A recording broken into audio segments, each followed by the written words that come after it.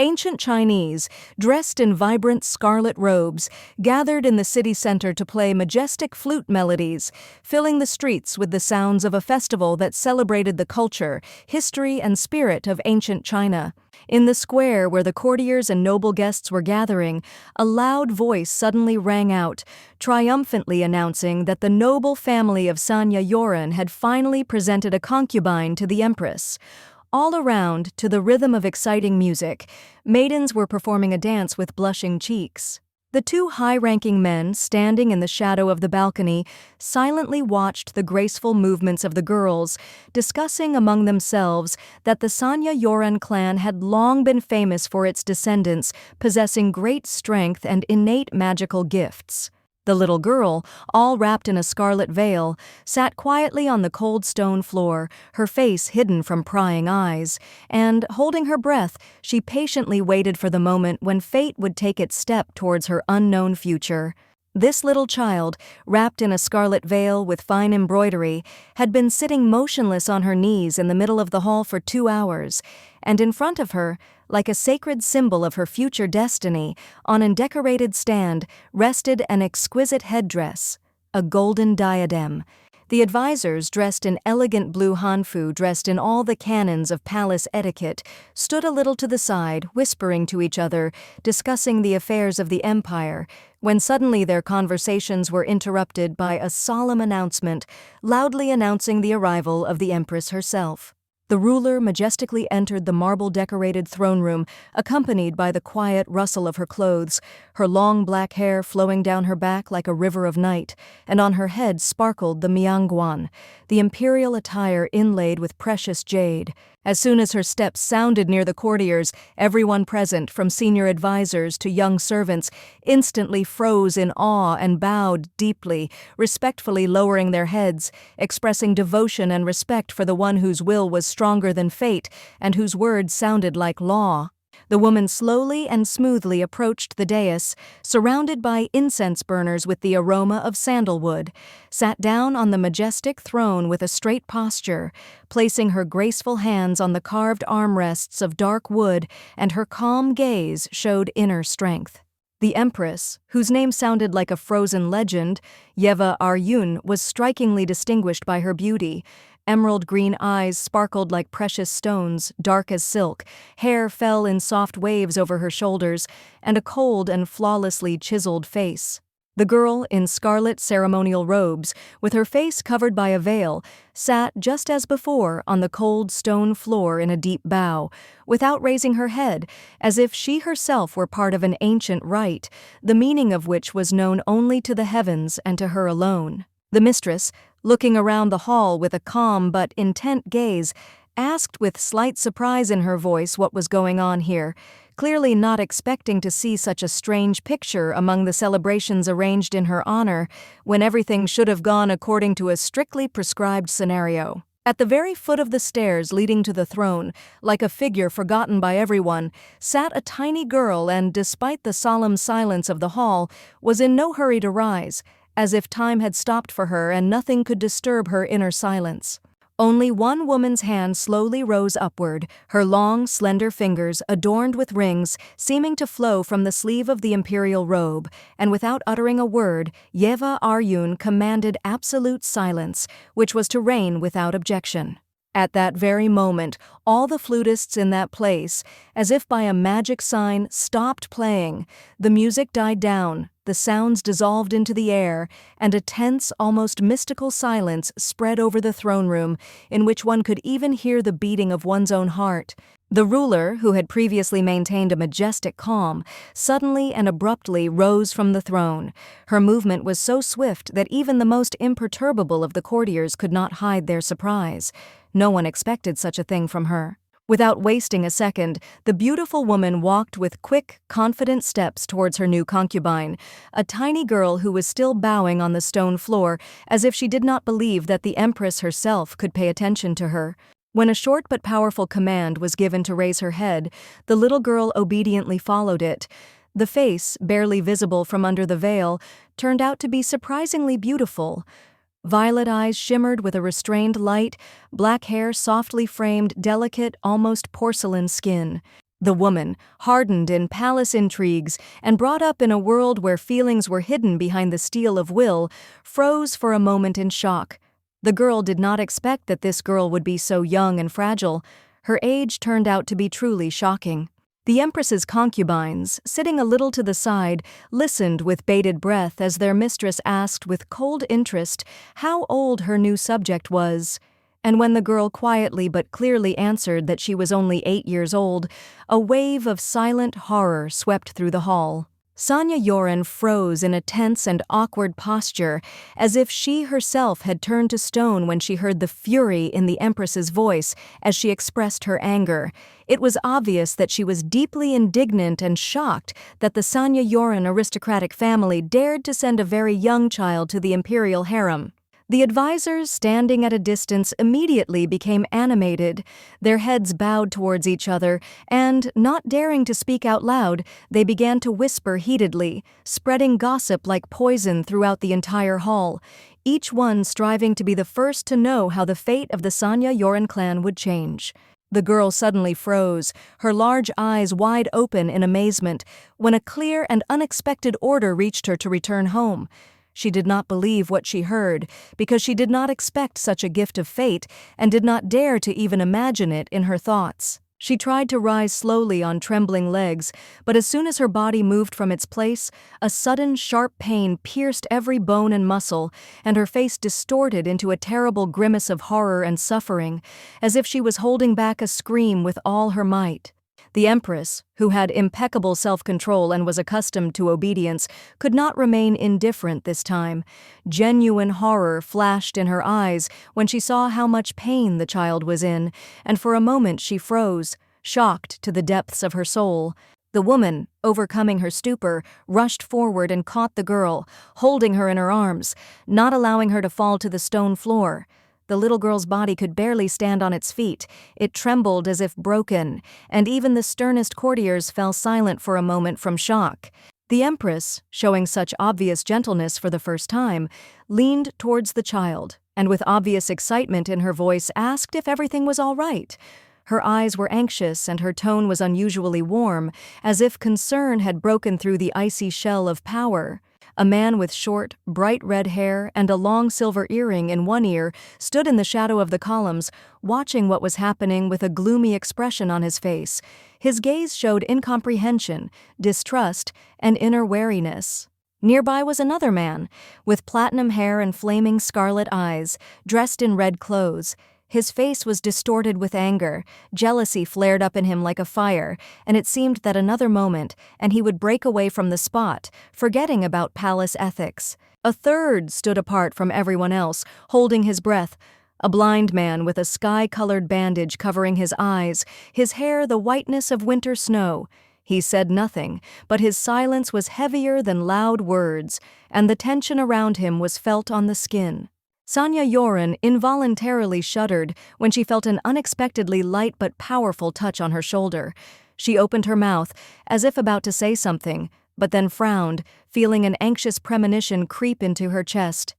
The ruler's concern did not bode well. The woman watched the girl with anxious caution, and her large eyes showed obvious concern, which in itself seemed unusual. Even ominous. Such sincere excitement from the lips of the ruler never boded well. The young girl, noticing the change in the face of the great Empress, hastily tried to dispel the woman's anxiety, raising her gaze and softly but confidently saying that she was all right, trying with all her might to speak calmly, despite the pain that fettered her every step. With reverent politeness, the beautiful girl slowly bowed before the Empress, bowing her head as if acknowledging her greatness, and in a quiet but clear voice said that she was going to leave now, not wishing to cause unnecessary excitement in the palace. The little girl, gathering all her courage, carefully stepped back, with each step feeling the pain piercing her legs, but she did not allow herself to give up. She steadfastly clenched her teeth and continued to walk,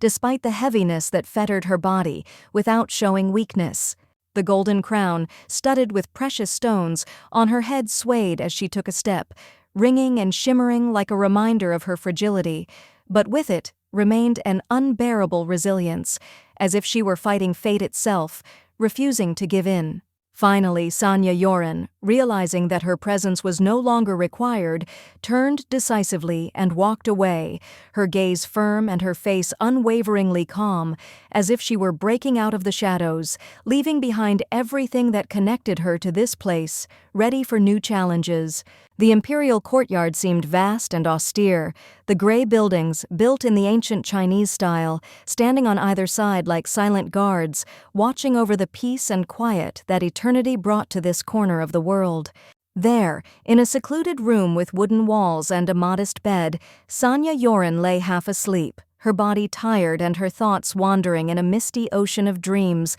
where everything seemed distant and unfinished, like the mysterious puzzle she found herself searching for. She woke up, barely having slept enough on the hard wooden bed, and rubbed her eyes with difficulty, trying to get rid of the residual fatigue that did not leave her. Sleep, like a thick fog, continued to envelop her consciousness, making it difficult to clearly perceive reality and pulling her back into the world of dreams. After that, the little girl glanced at her stupid neighbor, who was peacefully sleeping next to her on a large bed. Her breathing was even, and her face expressed complete serene calm, despite the fact that she so rudely took the soft bed away from the girl. The neighbor, a young girl with freckles, was sleeping peacefully, lying on her back, with her mouth slightly open, from which saliva was flowing invisibly, and it was she who, without any regret, took away Sonia Yoren's bed, leaving her with the only choice, to spend the night on a hard wooden bed,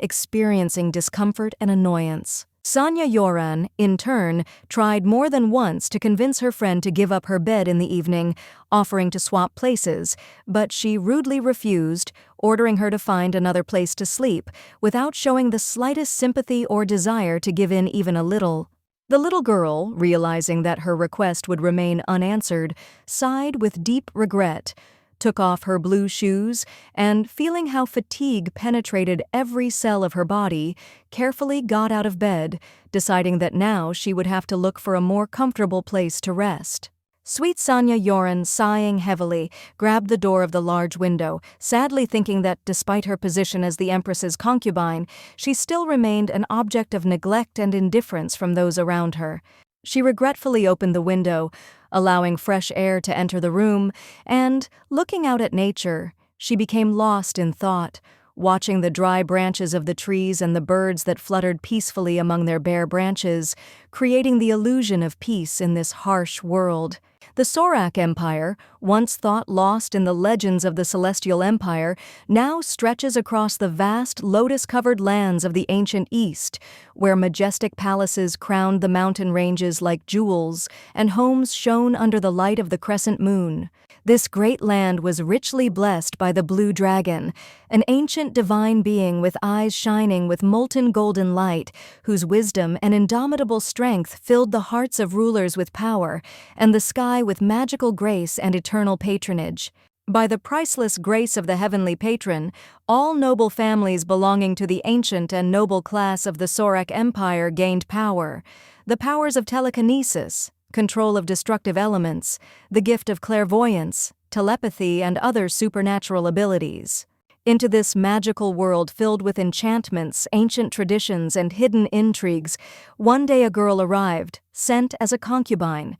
Her name was Sonia Yoren, and she had mesmerizing violet eyes and thick black hair that fell like the silk of the night. The land was ruled by the great Empress, a woman of unyielding will, immense grace, and profound wisdom, whose presence made entire dynasties tremble, and whose power extended from the heavenly mountains to the very last coastal village of the Sorak Empire. The seventh family of the Sorak Empire was renowned for its ancient lineage, and it was from this family that a man emerged with hair as silver as winter frost, mischievous eyes the color of the moonlit sky, and a hidden smile, standing by the columns as if he were carved from the light itself. However, the story of Sonia Yoren ended tragically and cruelly. The girl, whose heart knew no malice, was soon killed out of jealousy, because she, by the will of fate, received a blessing and, moreover, aroused the sincere love of the great Empress herself. This strange reverse harem novel, filled with intrigue, magic, and palace drama,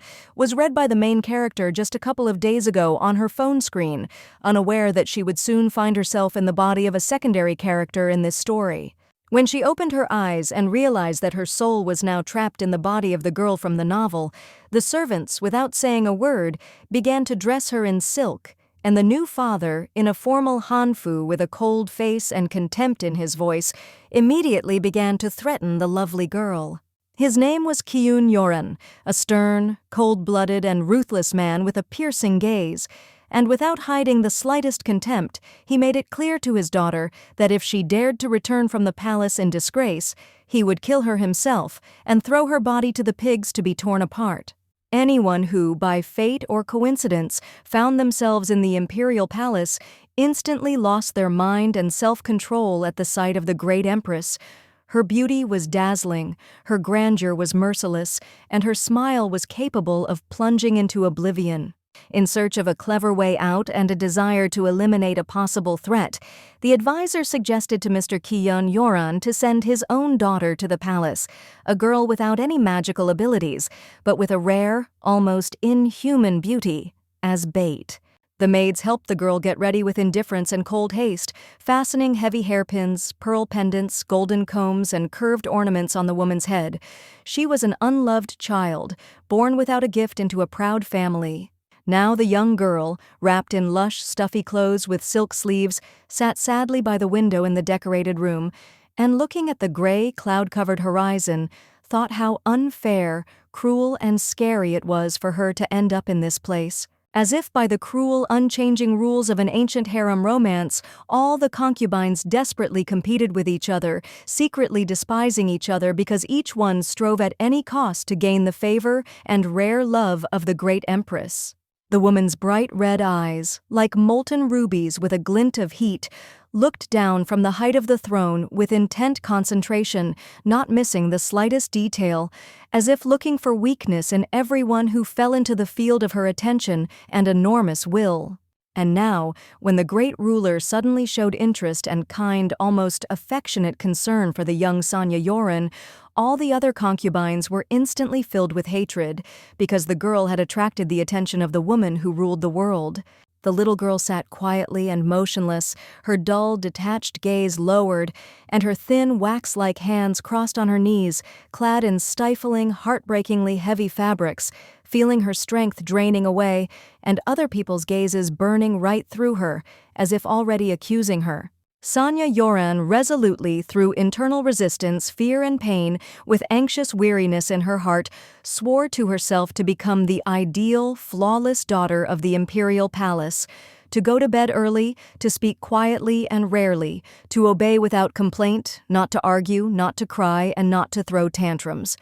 Then, if everything goes smoothly and perfectly, no one will pay much attention to her, and those around her will begin to perceive her as an invisible, harmless shadow, seriously but detachedly, as if she were simply part of the beautiful interior of the imperial palace. The Empress, quickly growing tired of the monotony and the sparkless personalities, would soon lose interest in her and, as the girl hoped, would turn away indifferently, meaning that the danger would pass, even if only temporarily, like a delayed storm, gradually dying down. The little girl stepped carefully onto the cold floor, the touch of which sent an unpleasant chill through her, and her blue shoes, decorated with delicate patterns in the form of clouds, fit tightly around her feet, and each of her steps sounded in the empty room like an echo of unspoken fear. Suddenly, with a quiet but noticeable sigh and a lazy movement, her stupid neighbor woke up, a girl with an impudent, smug smile, stretched sleepily on her bed, as if everything that was happening did not concern her, and the world around was created only for her pleasure. Rudely and with obvious irritation, the young girl asked why little Sonia Yoren was speaking to her so impolitely, suddenly wondering why she was sleeping on the concubine's soft bed instead of lying modestly on the bench, as everyone else was supposed to. The girl grabbed a soft pillow from the bed, squeezing it in her hands, and grinning with a sly smile, said that such a soft and comfortable bed was too cozy for such a little thing as her poor neighbor, who clearly had no place among the senior concubines. Sonia Yoren, turning away from the girl with obvious contempt, not wanting to continue this useless and empty conversation, coldly replied that if the maid woke up, then let her help her get dressed, since this clearly did not suit her interlocutor, and she sighed heavily from irritation and hatred. The girl, with obvious dissatisfaction and the feeling that she could not let go of this situation,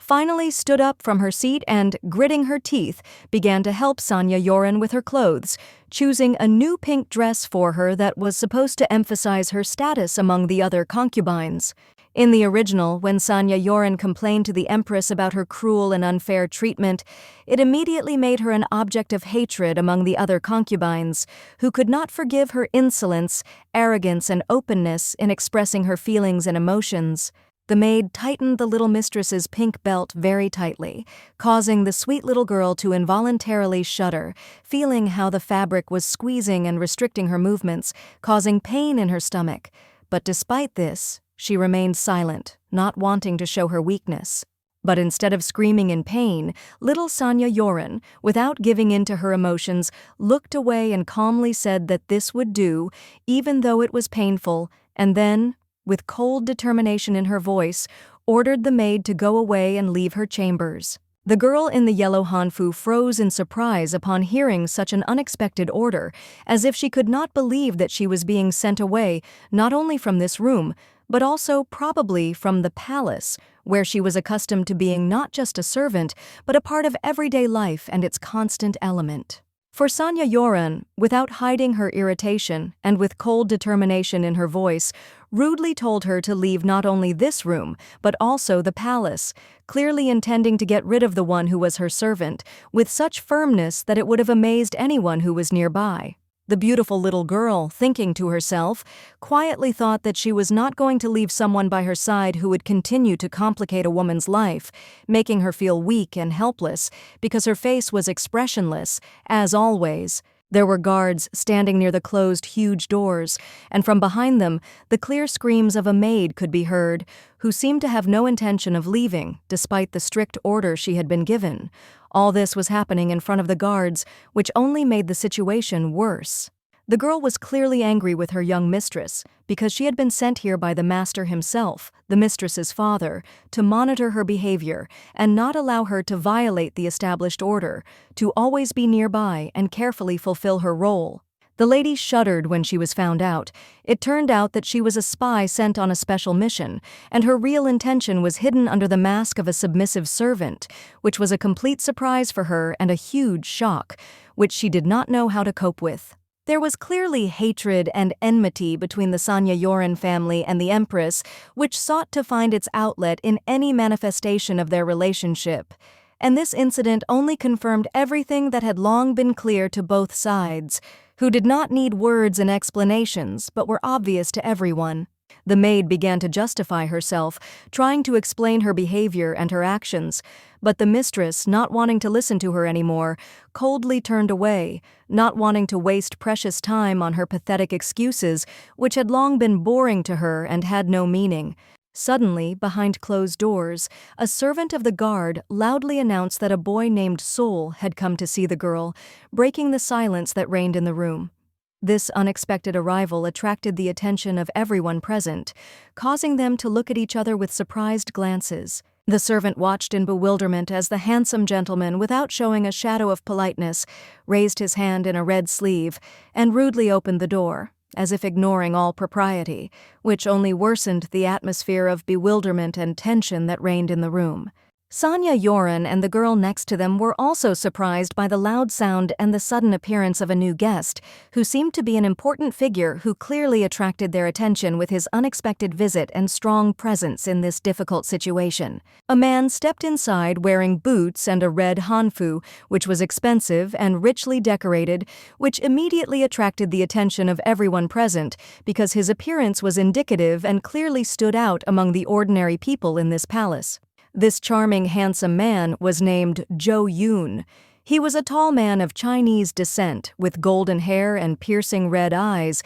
in which a sly smile played. He greeted the Empress's new concubine with interest, making an indelible impression. A multitude of books, novels, and short stories surrounded this palace as an integral part of life and culture, absorbing the minds and hearts of those who had the good fortune to read them, and often immersing them in a world of fantasy and exciting adventures. The works were filled with passions, intrigues, and complex destinies. At their first meeting, the main character was frightened by this mysterious and enigmatic man named Jo Yoon, and, unable to withstand his penetrating gaze, she quickly ran away from him, feeling her heart beating wildly and her mind lost in complete bewilderment. Then, in despair and complete confusion, she complained to the Empress, flushed with anger and excitement, herself dressed in a luxurious dress, feeling how her emotions were becoming almost uncontrollable from what had just happened and left a deep mark.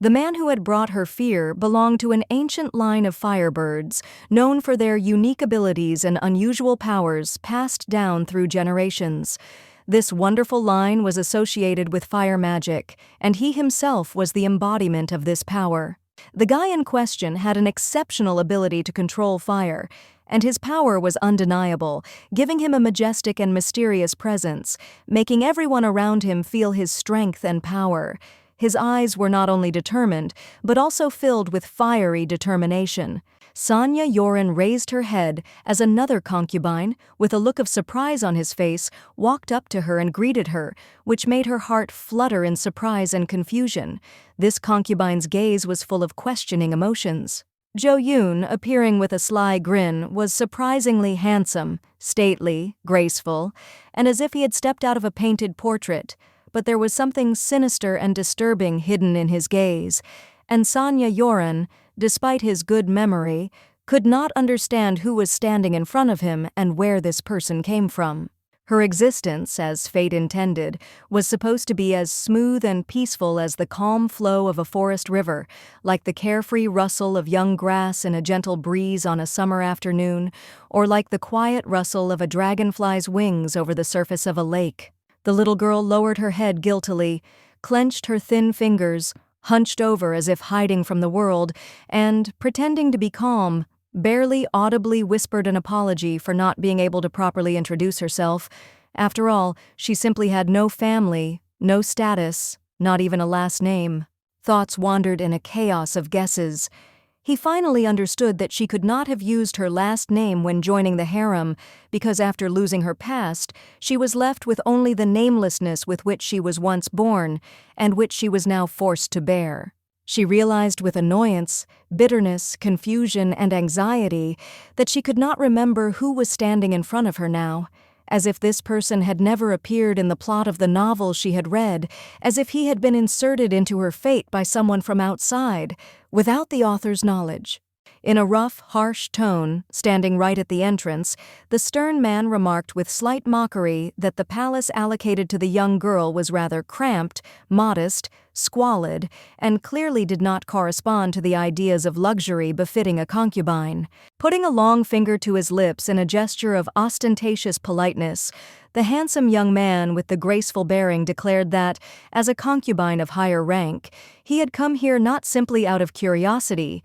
but to teach the young girl how to properly arrange everything here. In her mind, without showing it, sweet Sonia Yoren thought with suspicion and irritation that apparently the young man had appeared in her chambers not at all for the sake of instructions, but only to provoke a quarrel, start an argument, and put her in an awkward position. The man's hand, confident, strong, impatient, stretched forward, and the guy, looking straight into her eyes, asked with feigned surprise whether she, being a concubine, really did not understand what he was talking about when he mentioned the so-called red flower. The truth was that red flowers, especially symbolic ones, did not bloom for more than 10 days in China.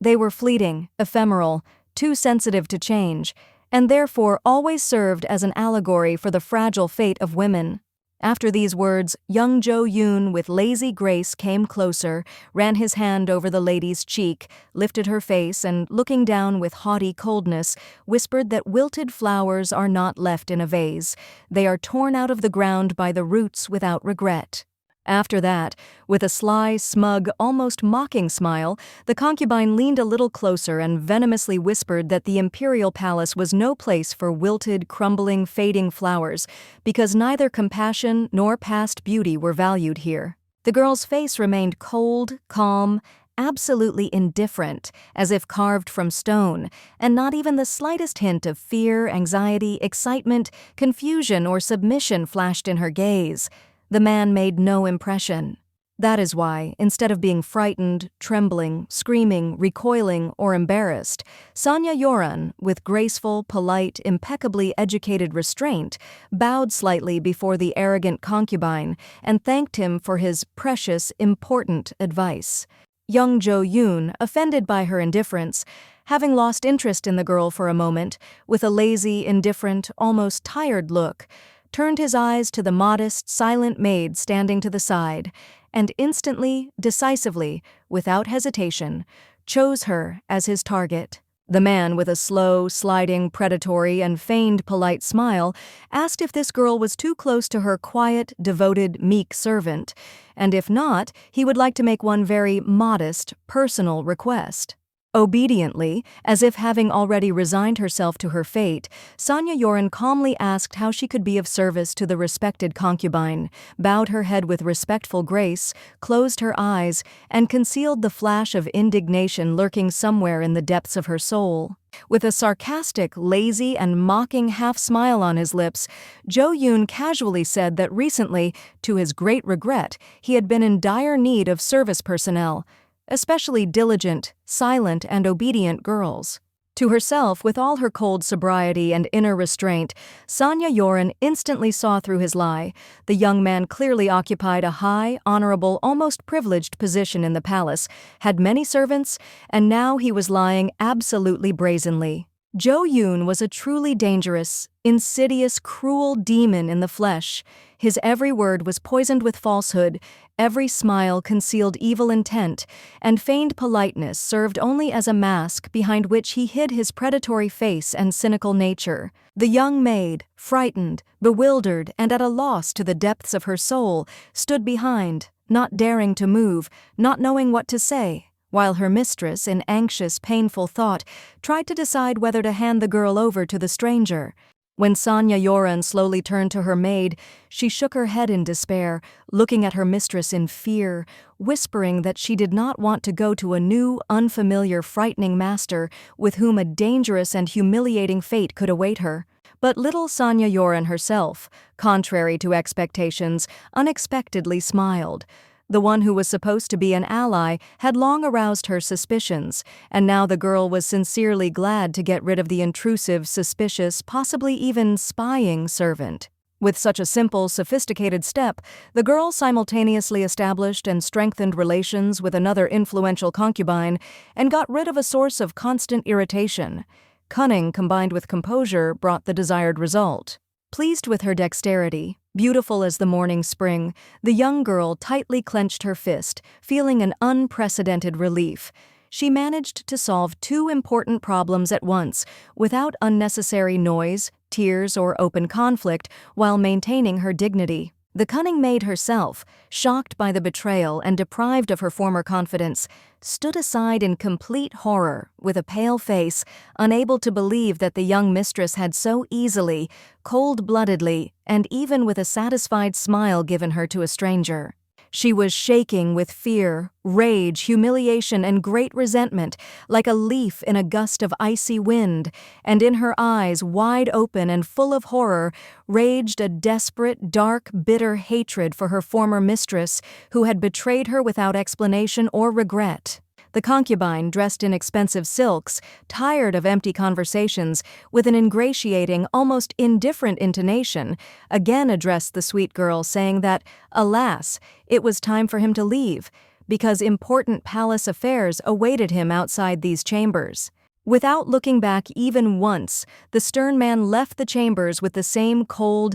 impenetrable, and arrogant mask on his face, as if neither the girl, nor the maid, nor this episode were worth even a second of his attention, and the whole world outside of his plans was pathetic and insignificant. The little girl held back the large tears welling up in her eyes, slowly pressed her palm to her burning cheek. Her skin was burning from resentment, from humiliation, from pain, and a prickly, dull determination to remember this moment and the one who had so mercilessly humiliated her settled in the woman's chest. When the handsome man with the piercing, burning gaze finally left the chambers, another man was already waiting for him at the very entrance, a stately man with short scarlet hair, dressed in blue clothes with luxurious trim, thin gold jewelry and earrings in his ears. With an arrogant, lazy look and a light, caustic mockery on his lips, the man measured his companion with his eyes, after which he venomously said that even here, in a corner of the palace forgotten by everyone,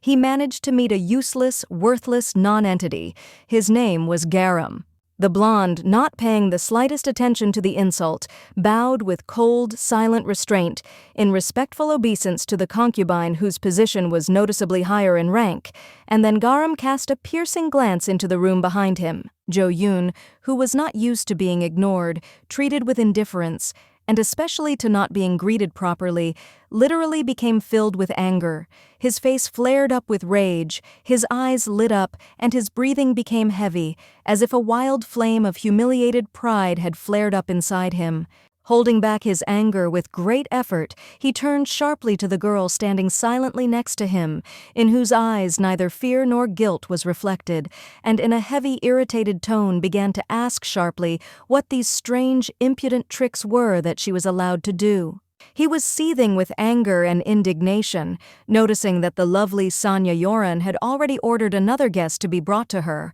although he himself, young Jo-yoon, had not even left the confines of her room yet, which hurt his pride and caused painful irritation inside. The beautiful Sonia Yoren did not make excuses or try to explain anything. She just lowered her head with exaggerated politeness and gently asked for forgiveness, despite the fact that she did not feel guilty at all and did not consider herself involved in the terrible conflict. Unexpectedly, Garam turned to the blonde with a slight grin, speaking with a lazy but very accurate reproach, expressively noting that he, as always, was going too far, allowing himself too much and spewing poisonous words in such a refined place as the imperial harem. There had clearly been a major conflict smoldering between these two grown men for a long time. From their tense looks, caustic intonations, and poisonous half-hints, it was clear that behind the polite words there was a feud that was ready to flare up with renewed vigor at any moment.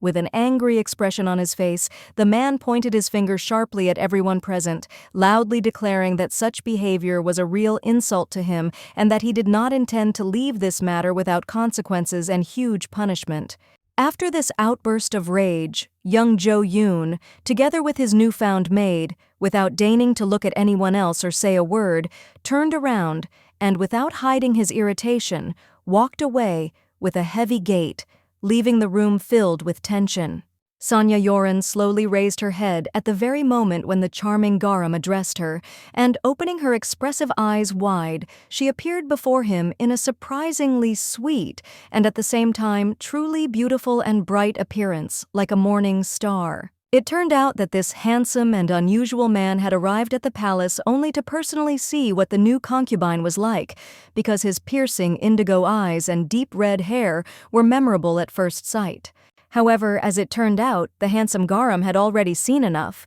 He turned to leave the chambers, and the girl, not wanting to seem rude, bowed to him again with dignity and modesty, expressing graceful, apologetic gratitude for the visit. Mentally consumed with anger, irritation, and despair, she nevertheless could not allow herself to openly object or give a bold rebuff, so all that was left was to politely ask for forgiveness, smile tensely, and pretend to be silly, playing the role of a submissive girl. Before finally leaving, the beautiful Garam looked at her coldly and contemptuously, and then, without hiding his disdain, in a dry voice ordered her not to catch his eye again and not to get underfoot, reminding her of his higher status and power. Almost immediately after the last cold-filled word, the heavy golden silk-lined palace doors slammed shut with a dull echo, as if putting a fat and final point on an unpleasant scene, leaving in the air only silence, irritation, resentment,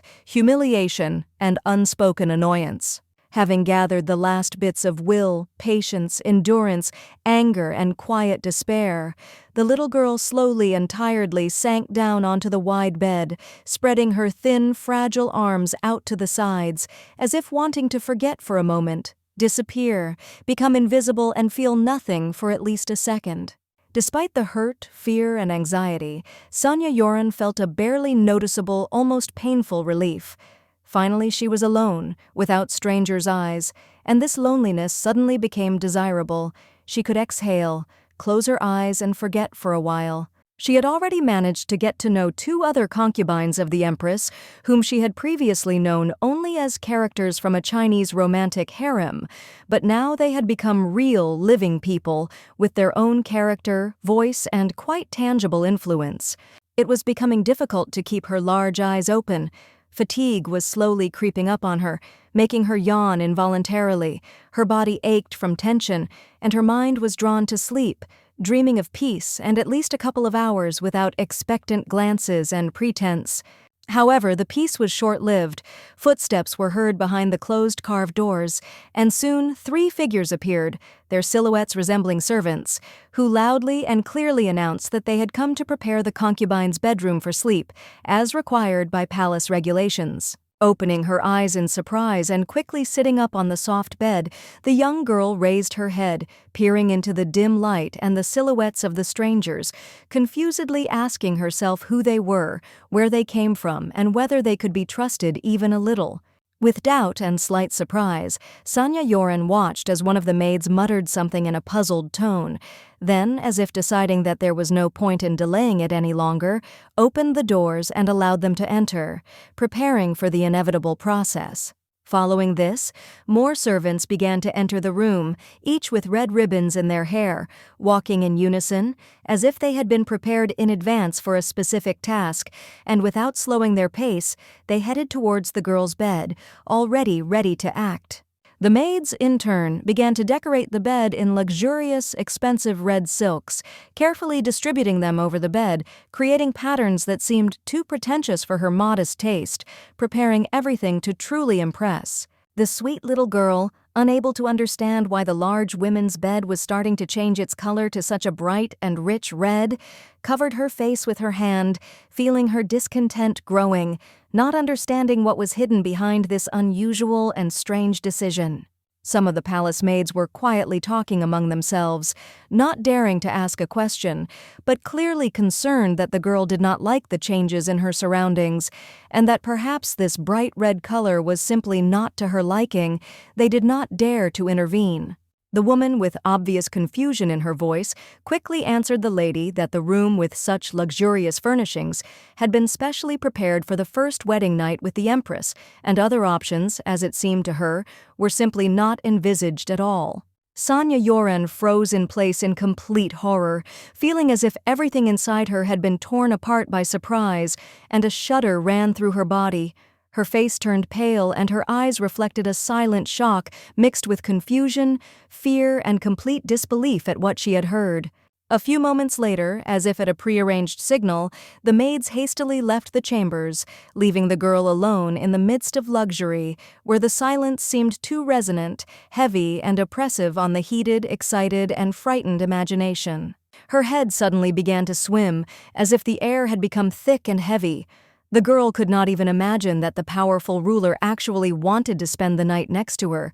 This strange thought seemed frightening, impossible, and creepy to her. In the original version of the story, it was repeatedly emphasized that the Empress did not look at Sonia Yoren with romantic interest at all, but rather perceived her as her own daughter, showing only care, affection, warmth, and maternal affection. The little girl, shifting slightly awkwardly from foot to foot, carefully climbed onto the soft, cloud-like bed, deciding to take a nap at least for a little while and allow herself some rest, because the stressful day had completely knocked her out of her strength and upset all her internal feelings, leaving only fatigue. But as soon as she began to feel the sweet and desired sleep, as her eyelids grew heavy and her breathing became calm and measured, the maids entered the room, who calmly but persistently reminded her that first she should definitely take a cleansing bath, because the traditions in the palace could not be broken. The spacious room, decorated in a refined Oriental style, was filled with peace and subtle nobility.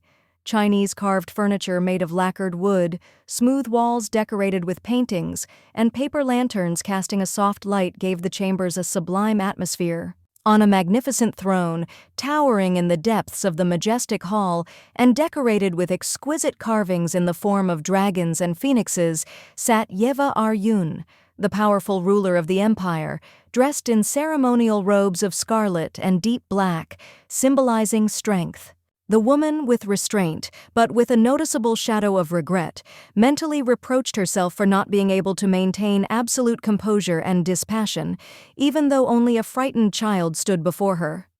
Her heart trembled, which for an empress was considered weakness. The baby came from an ancient and respected family of Sanya Yoren, and therefore, from the court's point of view, she could well be a potential spy sent on a special mission. Her origins raised reasonable concerns because the past of the Sanya Yoren family was covered in thick secrets and intrigues. That is why the Empress, not wanting to risk the stability of the palace and missing not the slightest detail, sent more of her people to the chambers of the new concubine, ordering them to conduct discreet but careful surveillance of her every step in order to prevent a possible threat. However, despite the internal pain, resentment, confusion, and mistrust, the girl firmly, almost stubbornly, with a dignity unexpected for her age, refused the offered help from the ruler, which led all the courtiers and the Empress herself into considerable bewilderment. This behavior confused the woman, because Sanya Yoren seemed like a fragile, lonely, frightened girl who had barely reached adulthood,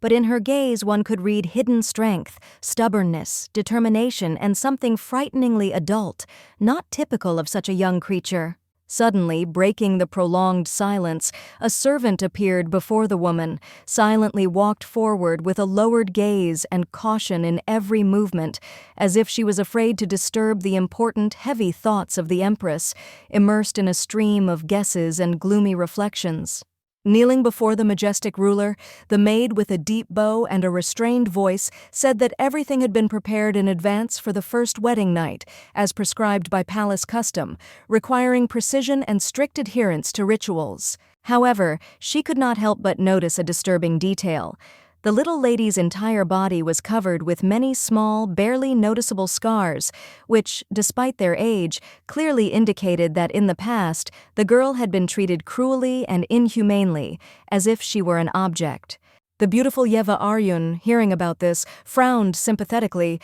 A heavy irritation flashed in her gaze because it became obvious. The child had been through a lot, and someone dared to treat her so lowly, leaving traces of pain and great fear on her fragile body. With a dull sound of footsteps and a rustle of clothes, the woman rose from her throne, her gaze darkened, and without thinking, she firmly and without a shadow of a doubt declared that she intended to personally visit the chambers of her new concubine, to look into her eyes and understand everything. At this time, in the secluded chambers of the palace, enveloped in steam and the aroma of incense, Sanya Yoren was carefully bathed by maids. Warm water gently glided over her fragile body, washing away fatigue and anxiety, and caring hands gently and carefully washed each part, trying not to touch the old scars. Later, in a spacious room with high windows and carved screens, the little girl sat at a large table decorated with fine carvings. Next to her was the Empress herself,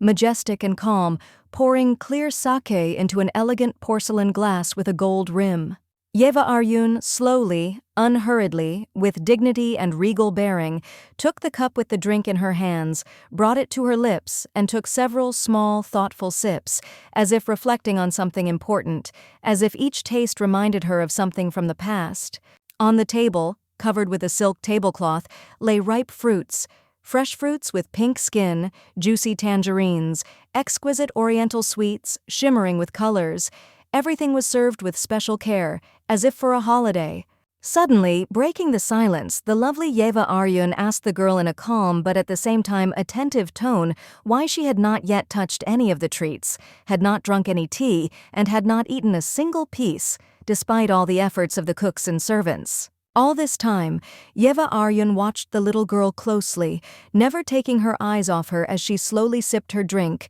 trying to keep her calm from betraying the inner tension that was hidden in her soul under the outer mask of serenity. But looking at the reflection of the drink, the lady could not get rid of the feeling of discontent and internal rejection towards the entire family of aristocrats Sonia Yoran, whose deeds and dark secrets, hidden from prying eyes, increasingly gave rise to vague doubts and anxiety in her soul. Young Sonia Yoran shuddered as she noticed the heavy sigh that escaped from the Empress's lips, and feeling the awkwardness in the air, she could not understand why this woman had suddenly changed her mood and what was the cause of her vague uneasiness. The stately woman raised her hand in front of her, taking the exquisite sweetness in it, and with a light sigh said that she had no intention of scaring the little girl or creating an uncomfortable atmosphere, but her actions, it seemed, could not help but leave a mark on her heart. With her Chinese fingers, adorned with thin gold rings, she carefully grabbed the candy, exquisitely shaped like a flower, and, handing it to the girl, suggested that the little one try it. This was supposed to be not only a treat, but also a gesture designed to strengthen trust. After that, the woman, with a slight smile, began to explain to the girl that this candy was honey, with nuts baked in a thin caramel, and that its taste was unique, such a delicacy that could only be truly enjoyed by those who appreciate exquisite treats. Meanwhile, the girl did not have time to notice how a whole mountain of sweets appeared on her plate, which Yeva Aryun generously served her, creating a real feast of delicious treats, despite her inner anxiety and bewilderment about this excess. Sonia Yoran frowned, lost in thought as to how it could have happened that so many sweet treats had fit inside her, and wondered if this was some kind of hidden punishment from the older woman she still somehow didn't trust. Initially, the sweet little girl often suffered from hunger, being forced to hide from everyone and hide, so all this time, lying in bed without strength, she sought salvation in simple joys, such as food, in order to forget at least a little and distract herself from the horrors of her secret past. Frowning but determined, the young girl reached with her chopsticks for the grapes that lay at the very top of the mountain of treats, deciding to start with that, hoping that at least this fruit would taste good and not cause any unpleasant sensations. She carefully put the fruit in her cheek, slowly tasting it, hoping to enjoy the sweet taste, but as soon as the grape touched her tongue, she immediately winced. The fruit was bitter, so bitter that her face contorted with an unpleasant sensation, leaving her with only disappointment. Suddenly, the girl grimaced sharply, trying not to spit out the grapes, which turned out to be so bitter that her face was distorted by the taste, and she barely restrained the desire to get rid of this fruit, which brought her only disappointment. The bitterness was felt so strongly that her eyes filled with tears. Sonia Yoran began to cough loudly, quickly covering her mouth with her hands, trying to hold back the painful attacks. However, despite her efforts, the juice from the grapes poured out, dripping onto the table and leaving behind an unpleasant trace of bitterness and embarrassment. The Empress, hearing the girl's loud cough, shuddered, her face immediately darkened, and she frowned, not expecting that the little girl would become ill from a simple fruit that she considered safe and even beneficial for her health, and this instantly made her think about the consequences. The girl trembled in horror, looking at the grape juice that slowly flowed down her face and hands, feeling the cold sweat covering her forehead from fear. The woman's eyes widened in panic, and the noble woman could not understand what was happening, losing control of herself. Immediately, the lovely Empress jumped up from her seat, screaming in horror for a doctor, and her voice sounded frightened. She assumed that it could be poisoning, which only aggravated her anxiety, because the consequences could be very serious. The bitterness that still hadn't gone away made the girl's nose hurt, and she couldn't speak normally. Her words came out with difficulty, her breathing became more and more intermittent, and her body continued to tremble with fear and pain, which worried those around her even more. There were quick footsteps, and another person entered the room, a man in a white coat, with a medical instrument in his hands, ready to help. His face expressed concern, and he immediately took action, without wasting a second, to provide the necessary assistance. This strange man was dressed in a magnificent golden hanfu. His hair was shining like jewels, his teeth were clenched tightly as if he was holding back a storm of emotions. His gaze was full of determination, and his every gesture indicated that he was ready to carry out an important mission. He barbarously burst inside, as if he knew that he had come at the call of the ruler herself, and his determination was obvious,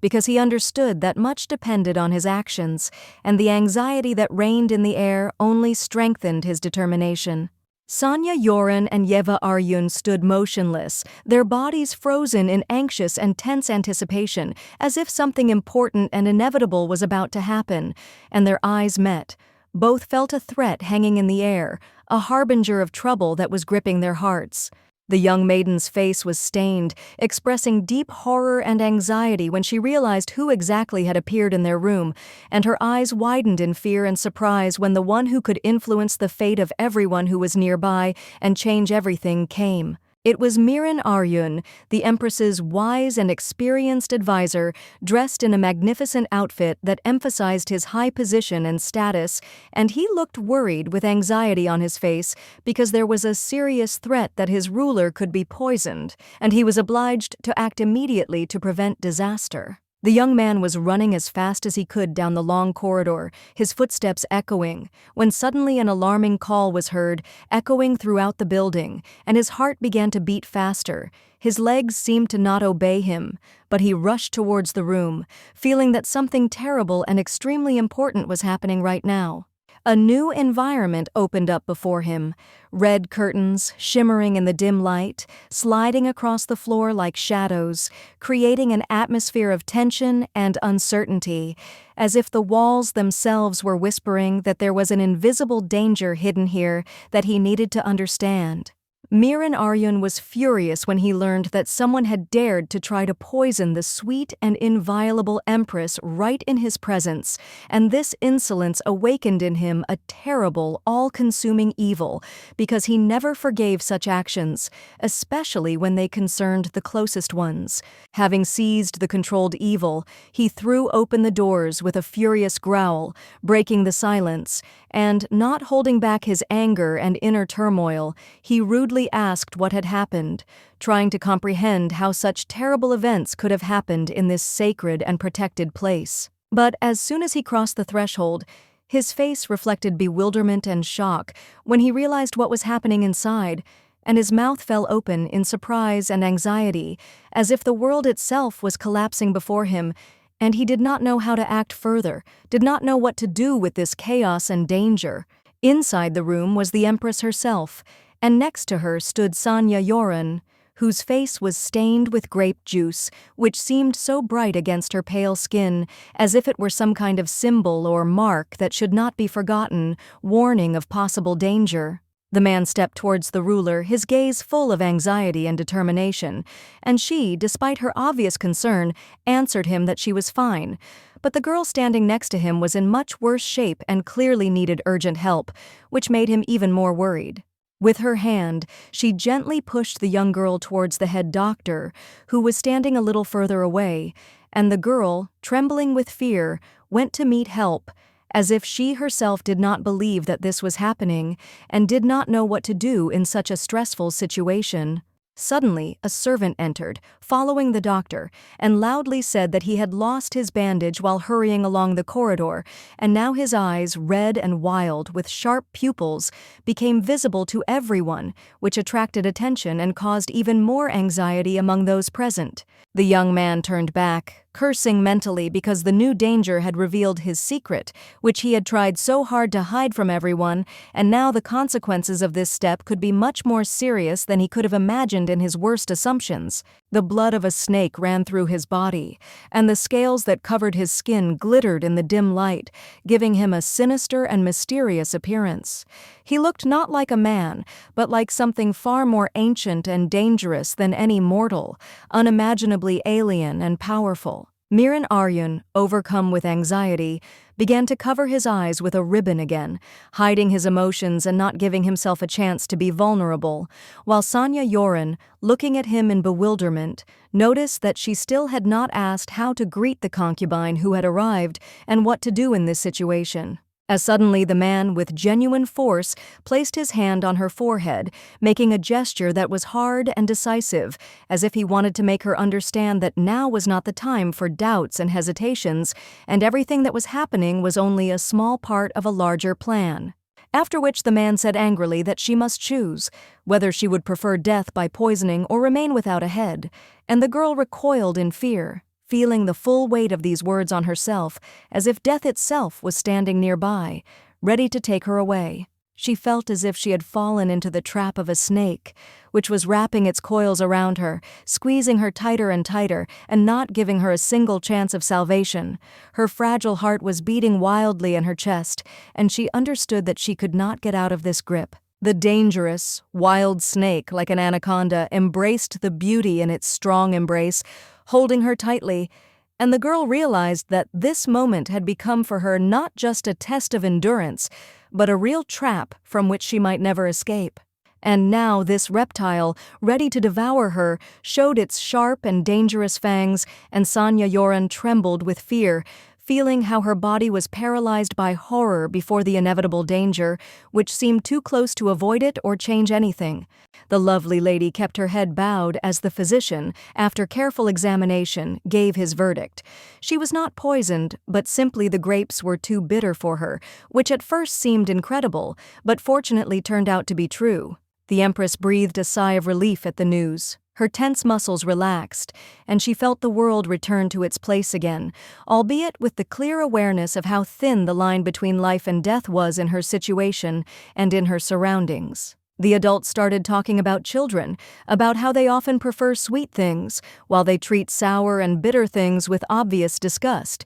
and questions were raised about upbringing, preferences, and reactions to tastes, sometimes completely unpredictable. But in the original, Miren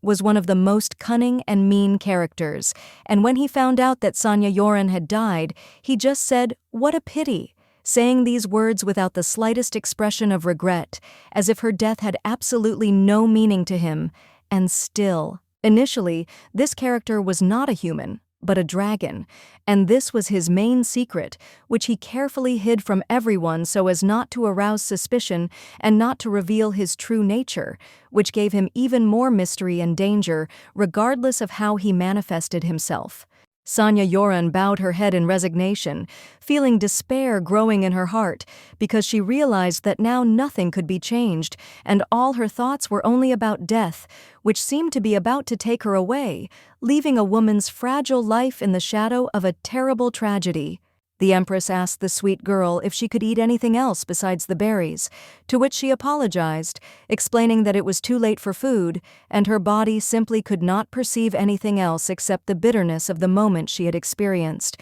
which she would not forget. The lady nodded understandingly and stated that, yes, it really was the most appropriate time for sleep, because the tension and worries definitely required recovery, and it would be best to do this in peace and quiet, without unnecessary worries and all other anxieties. The maids began to stir quietly and carry candles, fruits, and other items around the room to create an atmosphere of comfort and calm, hoping to relax those present a little and give them the time to rest that they so needed after everything that had happened. The girl herself, staggering from fatigue, could barely stay on her feet, trying with all her might to cope with the growing feeling of drowsiness that was overcoming her, and she felt how her body was becoming heavy and her eyes were closing, barely allowing her to see her surroundings. Sleepily, with difficulty, the little girl rubbed her eyes with her fist, trying to drive away the sleep that was becoming more and more unbearable with each passing moment.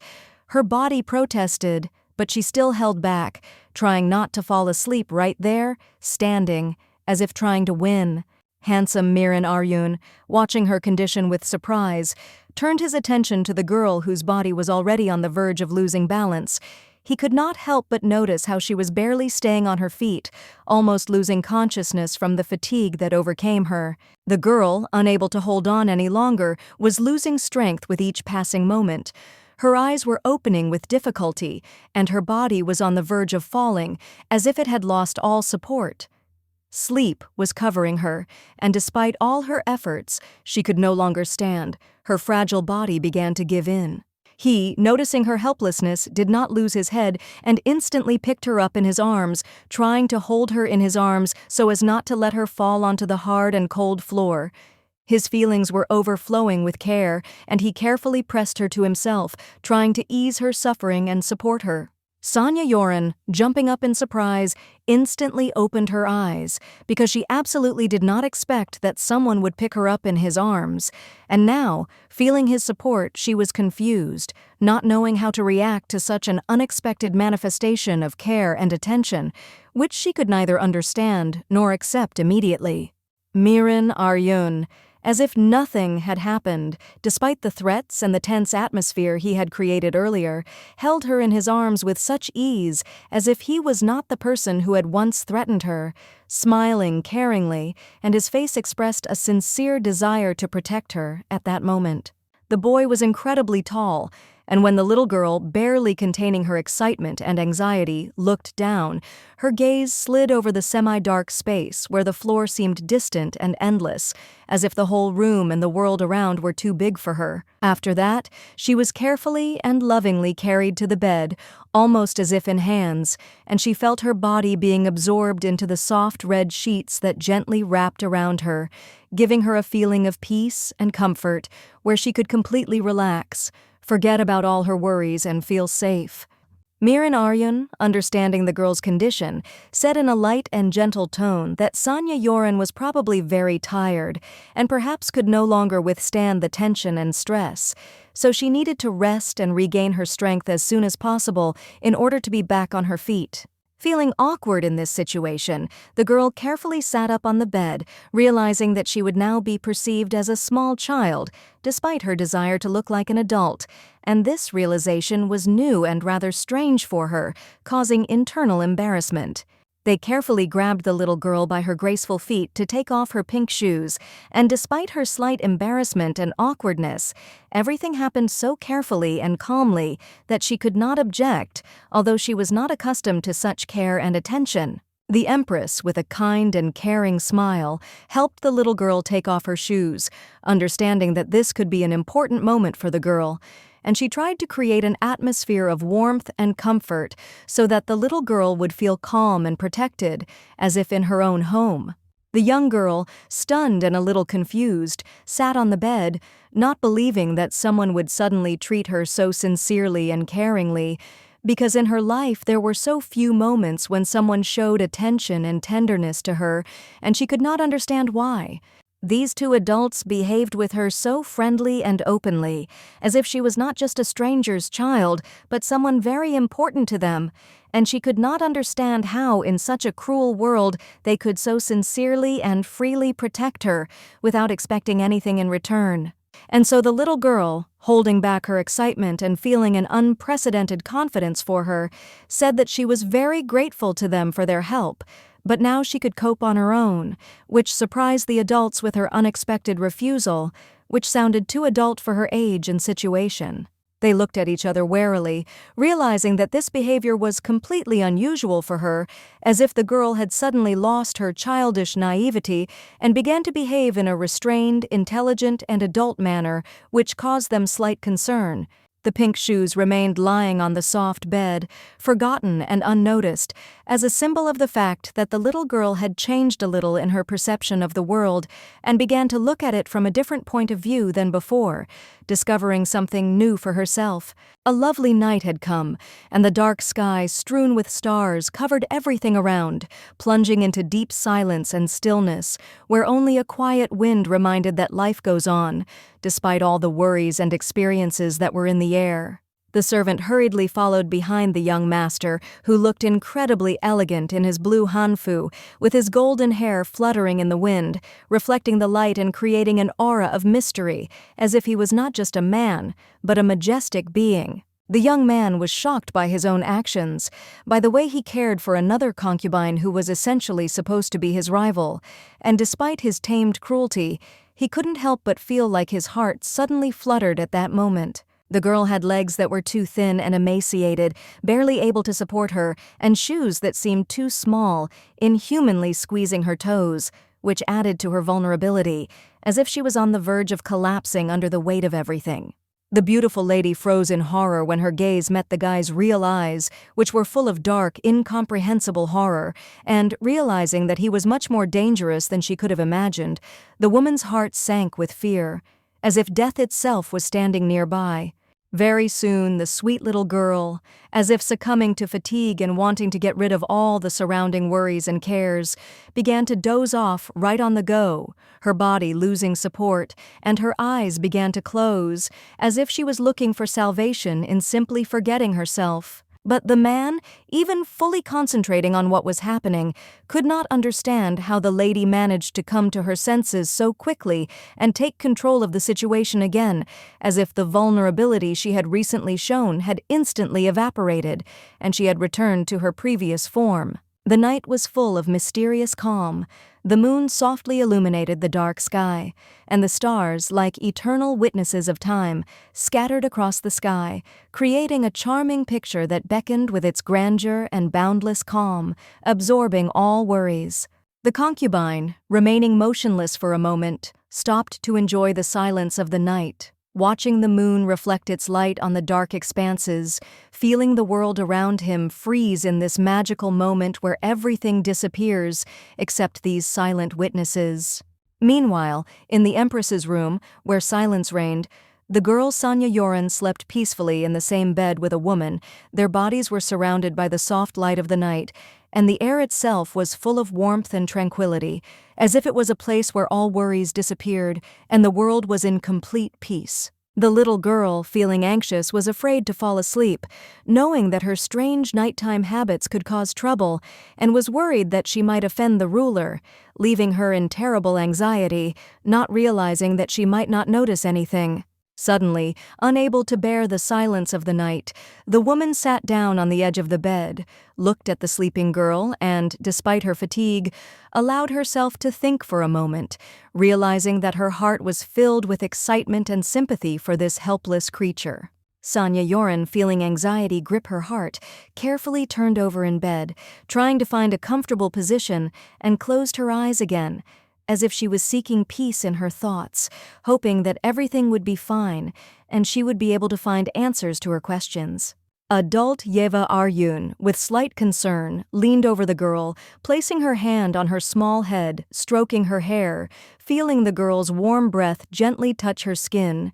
and tried to convey to her her care and sense of security. The Empress, looking at the beautiful girl with a surprisingly soft and gentle look, said that the girl was poor, and in her eyes there was so much compassion and love that it seemed as if all the tenderness and desire to protect her from all troubles was hidden in this look. The girl, with difficulty opening her sleepy eyes, barely blinked them, trying to get rid of the heavy eyelids that seemed to be pulling her into an endless sleep, but she still tried to wake up, although the world around her was becoming more and more blurry, not giving her the opportunity to get rid of great fatigue. The ruler, feeling her responsibility for the girl, often extended her helping hand with sincere sympathy, repeatedly showing that she was ready to support her in any difficult situation, despite her power and the coldness hidden behind her images. The girl's thoughts, despite the touch of a gentle hand, involuntarily turned to the fact that even if there had not been this care, her desire to survive and overcome all the trials of the palace and the empire was so strong that she would have coped in any case without losing any hope. The large sky, illuminated by the soft light of the morning sun covered with clouds, gave the whole world a feeling of freshness and newness, promising a new day in which the girl could again hope for the best, despite the difficulties and hardships that surrounded her. The sweet little girl, despite her sleep-deprived body and fatigue, still continued to rub her eyes, trying to find at least some relief from the heaviness of sleep,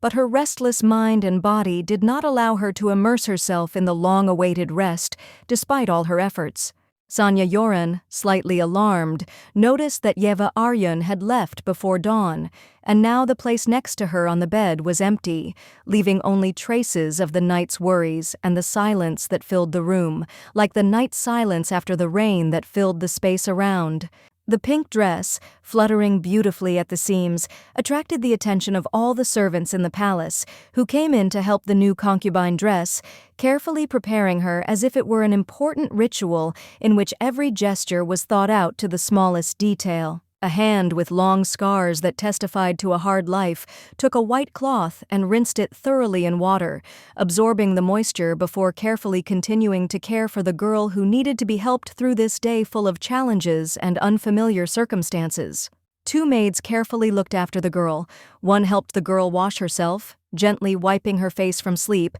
and the other offered her a morning drink that was supposed to wake her up and give her strength to meet the new day with renewed energy. In the hands of the maid was a bowl with a mysterious drink, which looked quite appetizing. Its aroma was pleasant and made the girl feel how her fatigue gradually receded. But at the same time, she could not help but notice its strange, unusual shade. The young maid, dressed in a pink dress, was so optimistic that she smiled and confidently declared that this drink had been prepared with special care just for her, hoping that it would give her strength and vigor to start the day with ease and freshness. The little girl, frowning and feeling a strange taste in her mouth, almost regretfully but resolutely asked to add at least a little honey, hoping that such sweetness, even if small, would soften the bitterness of the drink, making it at least a little more pleasant. The lady, hearing the little girl's request, froze for a moment. Her eyes expressed deep surprise, and then her face lit up with a warm and soft expression, barely hiding her affection for how the little lady was already taking care of her own comfort with such confidence, despite her youth. The maid, without losing a minute, instantly ran out of the room to find honey. Her steps were so fast that the air around her seemed light and cool, and the promise to return with honey sounded like a confident oath, and she strove to fulfill the request as quickly as possible. Meanwhile, while the young maids were wiping the clever girl's face with a soft cloth, her thoughts were full of bitter reflection. Perhaps she had asked in vain to add honey, and now her small request would only complicate the process, becoming an extra reason for concern. The servants stood transfixed, in tense anticipation, watching their little mistress with curiosity and caution as she tasted the drink they had so painstakingly prepared for her, not knowing how she would react to this surprise, especially given her delicate preferences. The lady frowned, trying to hide her displeasure as the sweetness of the drink was too much for her refined tastes, and she had to restrain herself from spitting it out, tasting its cloying sweetness that was too rich for her refined perception. With a sparkle in her eyes and hope that the drink would still be suitable, the maid, with a touched expression on her face,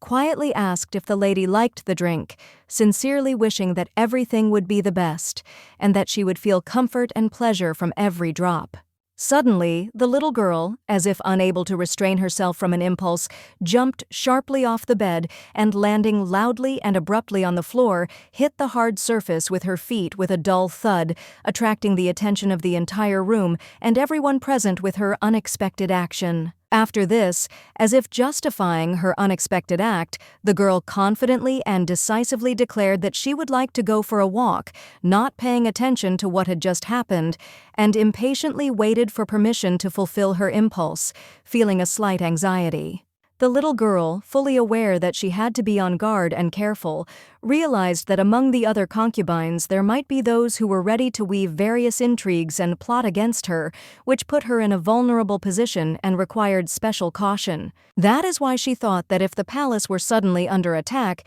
she should be prepared for any outcome and think in advance about possible escape routes so that she could escape if necessary, always having a plan in case of an emergency. Despite all this, sadness overcame the lady when she remembered that her original intentions were full of the desire to explore and learn. But all this changed after she accidentally encountered a dragon, which changed her life and filled her with anxiety. Now, realizing the seriousness of the situation, she knew that the stern man with red eyes would not leave her alone because she saw his true nature, and this made her completely helpless, because he would surely be watching her every step. The noblewoman's gaze darted to her servants, and without hiding her anxiety, she quietly asked if she could leave the walls of the imperial palace without risking her safety, because her further actions must be thought out and as careful as possible to avoid possible dangers. The maid, with luxurious raven-black hair, styled in a smooth bun,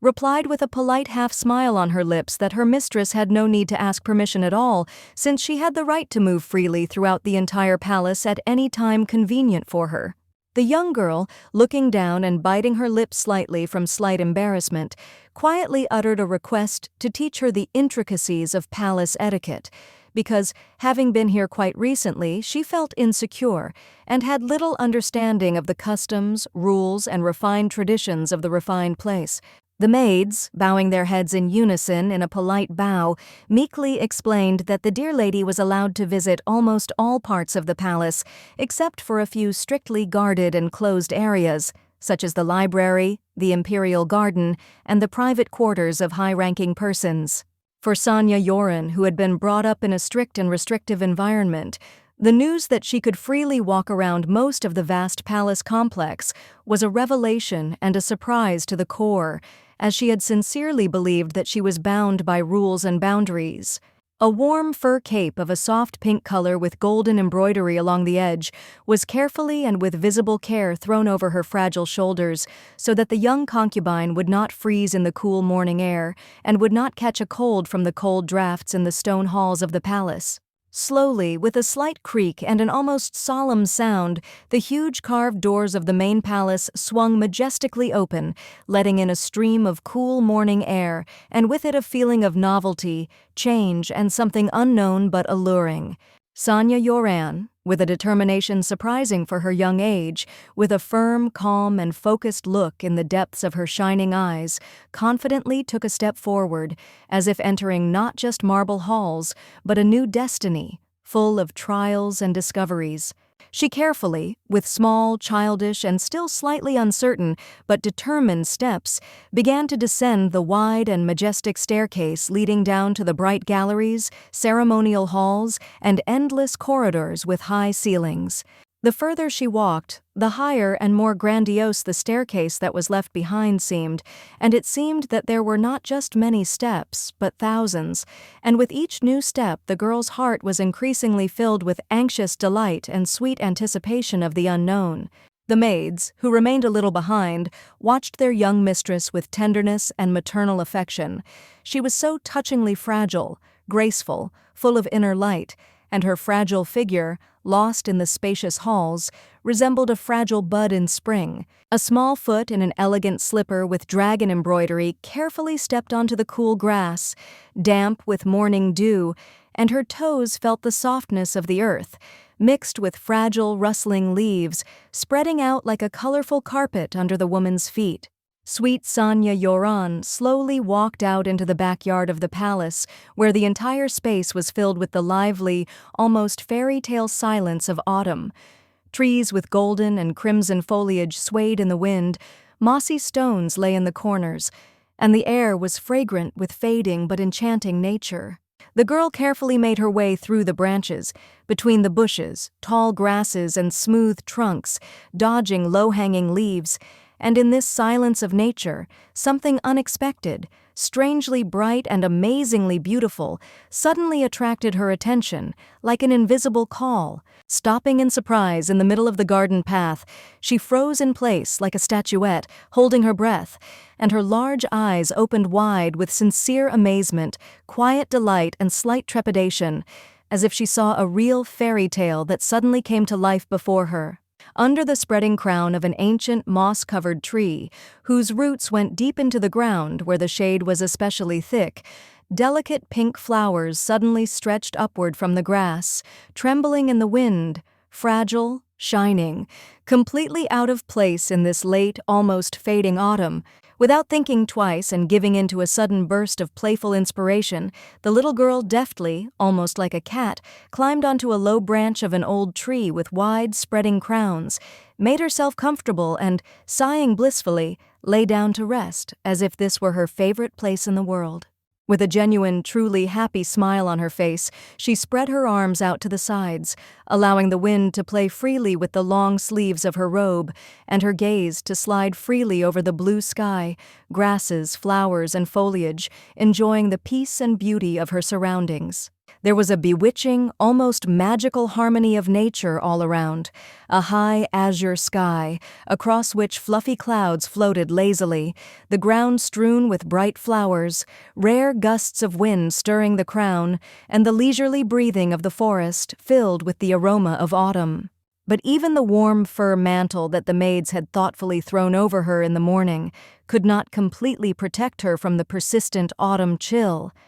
The wind crept under the fabric, tickled her delicate skin, causing the girl to shudder, press herself against a branch and shrink from the cold. And suddenly, completely unexpectedly, in this enchanting silence, cautious steps were heard, the muffled crunch of leaves, the light sound of approaching steps, as if someone was leisurely walking straight towards her, not knowing that a little girl was hiding under the tree. The girl shuddered when she realized that she was no longer alone. Her eyes widened and she froze in surprise, feeling how the world around her suddenly changed. The illusions disappeared, and before her was a dark, gloomy forest in which she did not recognize a single familiar tree nor a familiar sound. The illusions dissipated, and she found herself in a dense forest, in dark, almost frightening nooks and crannies, where cold, foggy rays of light barely made their way through the dense foliage, and her gaze darted around in search of at least some way to get out of this strange, disturbing place. From the darkness of the forest emerged the figure of a man, a long blade gleaming on his belt, the gleam of its metal reflected in the dim light, creating an ominous contrast that made the girl feel a sudden surge of horror, because she knew for sure that this was not just a random traveler. The stern man moved towards her slowly but surely, as if he knew that she could not escape, and looking at his cold expression, the lovely Sonia Yoren realized that perhaps he was sent to kill her, and his intentions did not bode well. Without thinking or wasting a second, Sonia Yoren jumped down from the tree in a panic, her heart pounding and fear for her life paralyzing her every move. She could not afford to slow down as the danger was too close, and trembling with fear, she rushed to the side to save herself. The young man followed her quickly, his strong hand frozen at his belt where his sword hung, ready to come out of its sheath at any moment, and his every step sounded like a harbinger of imminent danger. He took his time, as if he was sure that she would not be able to escape. Suddenly, as the girl took a step, a sharp, unbearable pain pierced her legs, and she almost lost her balance, as if the very ground beneath her was opening up, not allowing her to hold on in this world full of horror and mortal threat, which suddenly became her terrible reality. Unable to stop herself from falling, Sonia Yoren was unable to stay on her feet and, unable to avoid the inevitable, fell to the ground with a dull thud. Her hands met the cold and damp earth, covered with dirt and wet leaves, and the painful blow to her hips left a deep mark, reminding her of the inevitability of fear. The young girl sat on the ground, trembling with fear, feeling her heart beating in her chest, feeling death approaching her, and it seemed that her time was almost up, because the steps of this stranger were approaching, and the noblewoman understood that her life was hanging by a thread. The good noblewoman tried to rise, but horror and fear paralyzed her body, every muscle resisted, and the trembling that gripped her did not give her the slightest chance of movement. Her legs did not obey, and she was completely overcome with helplessness and hopelessness. The man, confidently and unhurriedly approaching her, froze next to her, as if deciding what to do with this helpless creature. His shadow fell on the girl, absorbing her like an ominous sign, causing her heart to beat faster and her thoughts to blur in anxiety, as if the darkness itself had come for her. It was Garam, a concubine with fiery red hair and a wild look in his eyes that seemed to notice nothing around him except the girl, his eyes blazing with insane determination, and she felt his gaze piercing her to the very depths, consuming her like fire consumes everything in its path. Suddenly, with a wave of his hand, he summoned a bright flame in front of him, which flared up instantly, and its tongues of fire instantly enveloped the space around. filling the air with heat and an eerie light, ready to engulf everything that would be in its path, as if fate had compressed itself into one moment. The flames shot up, burning everything in their path, and now she no longer had a single safe path to escape. She realized that the fire surrounded her from all sides, and there was no way out except to stand in front of this hell face to face, feeling how the heat radiated more and more with each passing second. They found themselves in the very heart of the forest, where only the furious tongues of flame illuminated the space, and there was not a single saving path around, and the girl realized that her fate was now decided by this fierce fire, which was impossible to fight, and only fear remained her only companion. The man frowned and, slowly approaching the girl, looked at her carefully. His gaze was cold and assessing, as if he was trying to understand what was happening in this restless and frightened mind, as if he knew what the girl was going through at the moment. Sweet Sonia Yoren, unable to contain her feelings, began to cry. Her tears flowed down her cheeks, and with trembling lips, she sobbed, whispering, begging the guy not to kill her, not to end her existence in this cruel and crazy world, full of fear and pain. The handsome concubine, watching the girl in surprise, suddenly froze, not understanding what she was even talking about, his face distorted in bewilderment, and he asked with slight irritation, as if she lacked the intelligence to understand what was happening in their dangerous and unknown world. There was an awkward pause, during which the young man asked again, with obvious displeasure, what kind of nonsense this girl had just blurted out. Her words sounded so ridiculous that he could hardly believe that they were coming from her, so scared and innocent, as if she did not realize the full danger. Strong Garam, having relaxed a little, sat down next to the little girl, and finally calmly said that he had not even thought about killing her, wondering why he would need to do this at all, considering that her life did not pose any threat to him, but only aroused curiosity. Sonia Yoren froze in surprise, her mind momentarily unable to comprehend what was happening, and her heart pounding so hard that she felt like it was about to burst out of her chest, and she was ready, almost automatically, to beg for mercy, feeling completely helpless. Suddenly, as if something had changed in his mood, the man raised both hands, and with a quiet but distinct ringing sound, his weapons fell to the ground, as if he himself acknowledged his defenselessness before her, and this gesture was some unusual sign of trust. After the weapons rolled across the grass, Garam took his time expressing his belief that perhaps it was enough, that he had gotten rid of all his weapons for her sake, now remaining unarmed, as if that created a new dynamic in their interaction. With tears in her eyes, Sonia Yoren, unable to contain the emotions that had surged through her,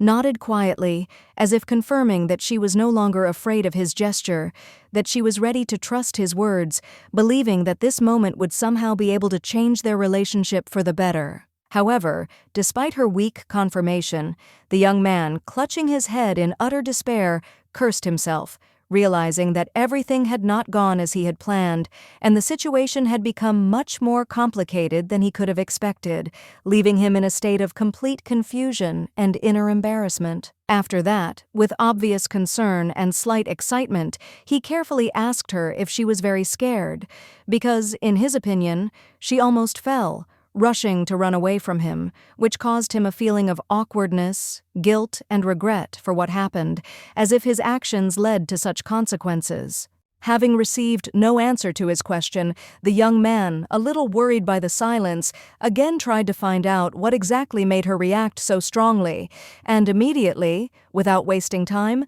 the girl bowed to him as a sign of respect, asking for forgiveness for her words and actions. The man, noticing her humility, awkwardly looked away and, slightly stuttering, asked her not to apologize because it was he who was at fault before her, and this time it was he who should apologize for his actions and words that so hurt the fragile female soul. He explained with a slight sigh that he had come not only to apologize to the girl, but also to return her old maid, hoping that this would at least slightly atone for his mistakes and help to mend the relationship that he had so badly damaged with his behavior. The girl, having deeply thanked the man for his help and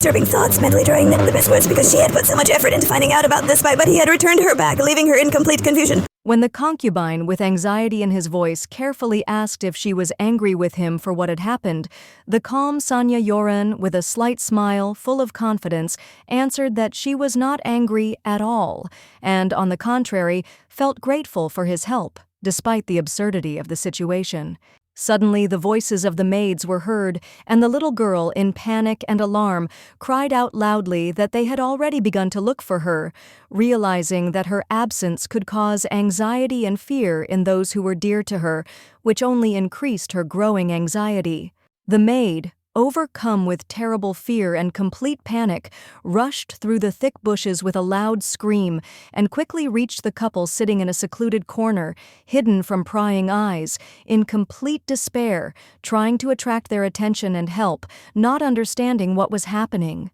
However, upon seeing the picture, the lady froze, shocked and dumbfounded. Her mistress was not alone. Next to her was another concubine dressed in a dark cape, and at that moment she could hardly believe what she saw with her own eyes, overcome with anxiety and confusion. Agitated and restless, the maid rushed to the little girl and, with anxiety in her voice, asked how she had managed to avoid serious injuries, because there were traces of dirt on the girl's body, although she seemed unharmed and uninjured, which seemed surprising. The beautiful lady's clothes, a woman's cape, were covered in a layer of dirt and dust, as if she had been wading through a storm, and every stain on the fabric was a reminder of a long and difficult journey that had left an indelible mark on her appearance and aura, leaving a sense of disaster and poor fate. Looking away and feeling an unpleasant sense of guilt wash over her, Sonia Yoren sincerely apologized for getting her clothes dirty, but her words were unconvincing as the worry and confusion in her eyes were obvious,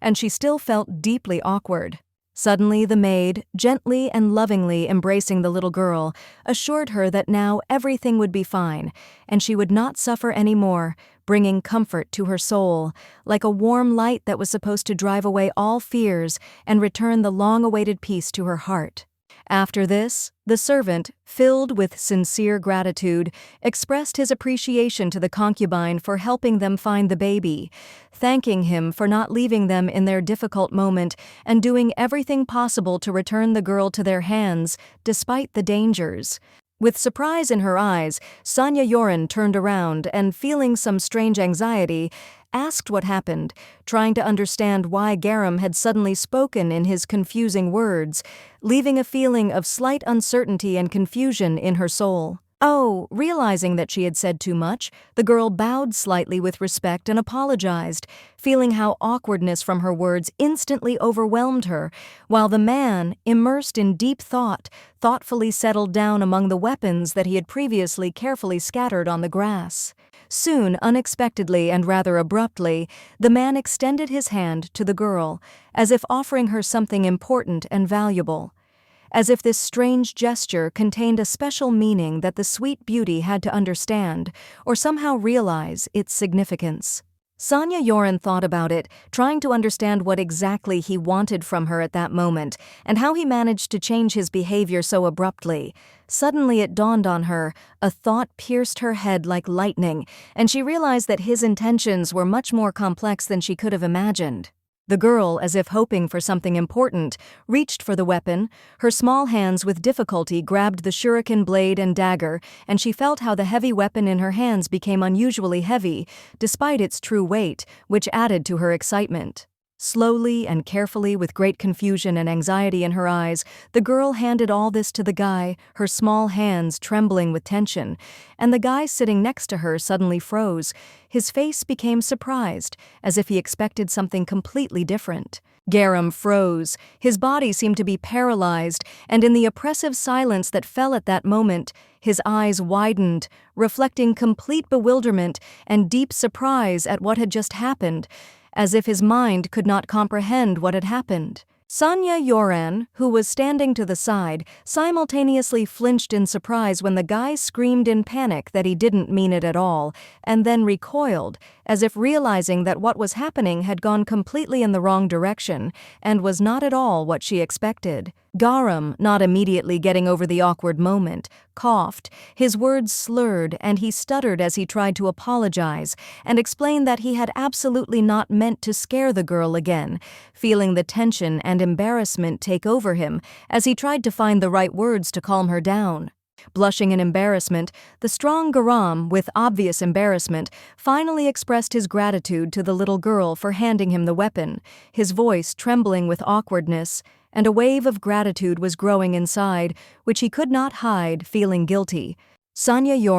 who was standing nearby and watching everything that was happening, was stunned, not understanding what was happening, why the concubine was acting so strangely, as if something was wrong with him, and the thought arose that perhaps he had eaten something wrong for breakfast that caused such a reaction. Silence hung between them, and the silence around them seemed to envelop them, absorbing all the sounds of the forest, creating a strange atmosphere in which everyone was absorbed in their own thoughts and trying to understand what was happening at this moment, as if the whole world around froze and the air became heavy. Vaguely justifying himself, the handsome Garam walked away, feeling how awkwardness continued to follow him, like a heavy burden that he could not throw off, not understanding how to truly and unmistakably get rid of this awkward feeling that constantly hinders him. Suddenly the maid, leaning towards her young mistress, quietly said that it was time for them to return back to the palace, since business there already required their presence, and the time for further delays was limited, because the situation was becoming increasingly tense. There, the worried maids were already waiting for them, who quickly ran out of the house, heading towards their mistress, worried about her long absence and trying to bring the girl back so as not to miss anything important in these anxious moments, because everything could change. Very soon they returned together back to their native walls, to the stone palace where the young concubine lived, and where the usual luxury, silence, shining columns, marble floors, and many faces ready to carry out orders, but not inspiring confidence, awaited her. Suddenly the cute little girl froze in place, scared to the point of goosebumps and clenching her fingers, because right in front of her she saw an unfamiliar woman in a sky-blue Chinese-style dress with long brown hair standing at the entrance, as if emerging from a dream. As if on a special signal, she suddenly turned around, and in a voice that sounded too loud, clear, and feigned joy,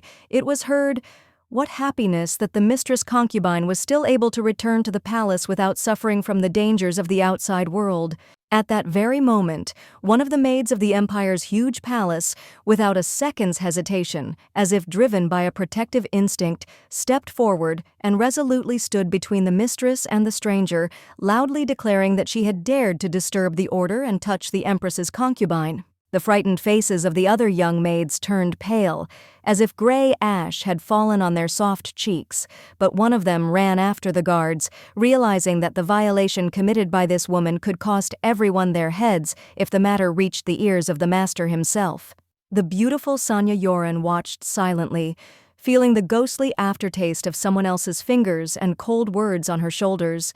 and a premonition flared up in her little heart that something more terrible than just chance connected her with this strange creature. At that very moment, one of the maids, without hesitating for a second, rushed forward with great courage, standing between them, and, defending the little one, loudly declared that the woman dared to touch the Empress's concubine herself, which was the greatest insult. The girl suddenly screamed with a desperate note in her voice, claiming that she was a lady-in-waiting who had faithfully and devotedly served another high-born concubine, and had now come here to convey an important and urgent message despite the alarm thickening in the air. The adult woman stood awkwardly in one place, looking away in confusion, when the girl, in a quiet, surprised, and slightly anxious voice, asked her to repeat who exactly she served, as if hoping to hear a name that might clarify what was happening. The stately lady, abruptly pushing the little mistress away from her, rudely declared that she had come to convey an important message.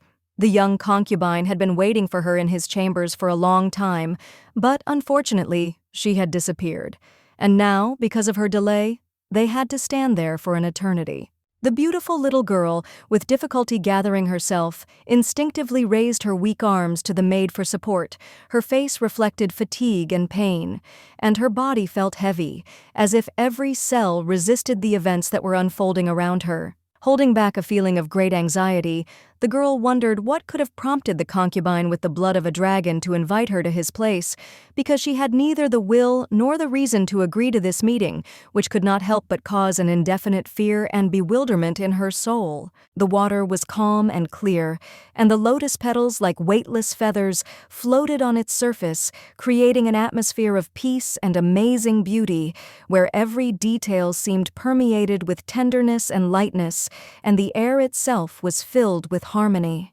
Beautiful Sonia Yoran sank into a hot bath with pleasure, drowning in water up to her nose, feeling how her body gently relaxed, and her thoughts carried her away to a world of complete silence and peace, where there was no place for various worries and anxieties, only peace and tranquility. Suddenly, by some strange surprise, a warning voice came from the pink circle surrounding the bathtub, reminding the girl that the water she was now in was not intended for drinking, and she instantly shuddered with alarm, realizing her mistake. The other maids began to look closely at the flower petals that floated on the surface of the water, their thoughts deep in thought, also doubting whether these petals were safe to eat or whether they were simply decorating the water with their beauty, adding to the mystery of the moment. The lady in the pink hanfu, with a worried expression on her face, raised her hand to the girl's face, sternly ordering her to immediately spit out whatever she had tried to eat in the bathroom,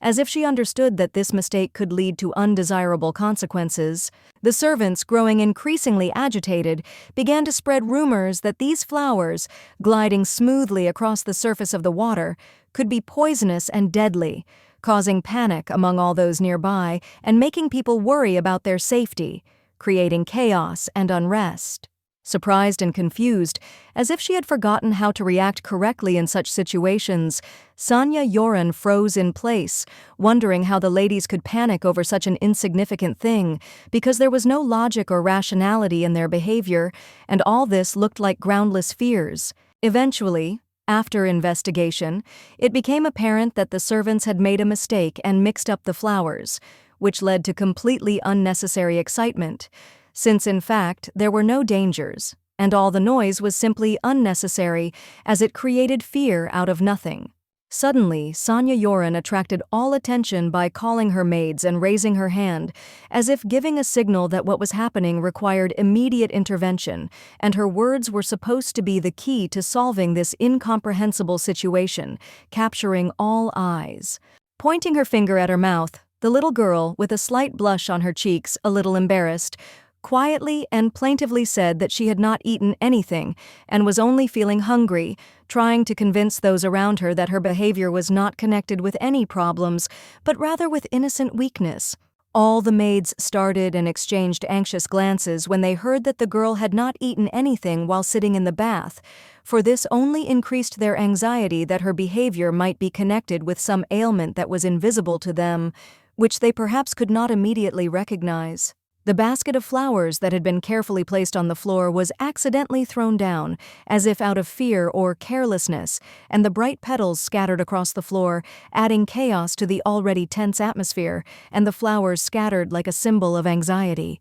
The servants, looking at each other in embarrassment and realizing that they had created a panic out of nothing, stood with expressions on their faces, and the little fool, barely holding back her laughter, could not help but feel the absurdity of what was happening, since all this fuss seemed ridiculous, as if they were ready to perceive any trifle as a catastrophe. The silver-haired lady, whose gaze was full of determination, sternly ordered everyone to gather their will into a fist and not be embarrassed, forcing everyone to hold themselves with dignity and not show emotions despite all the heat, confidently demonstrating that only a cool mind would help them overcome this moment. The concubine sat in complete silence, kneeling quietly to her chest, watching the argument between the maids, her gaze calm and attentive, and she felt how her presence added a hidden tension to the moment, creating the feeling that she was that invisible core. Soyan and Kavisa, always by the girl's side, took her under their protection.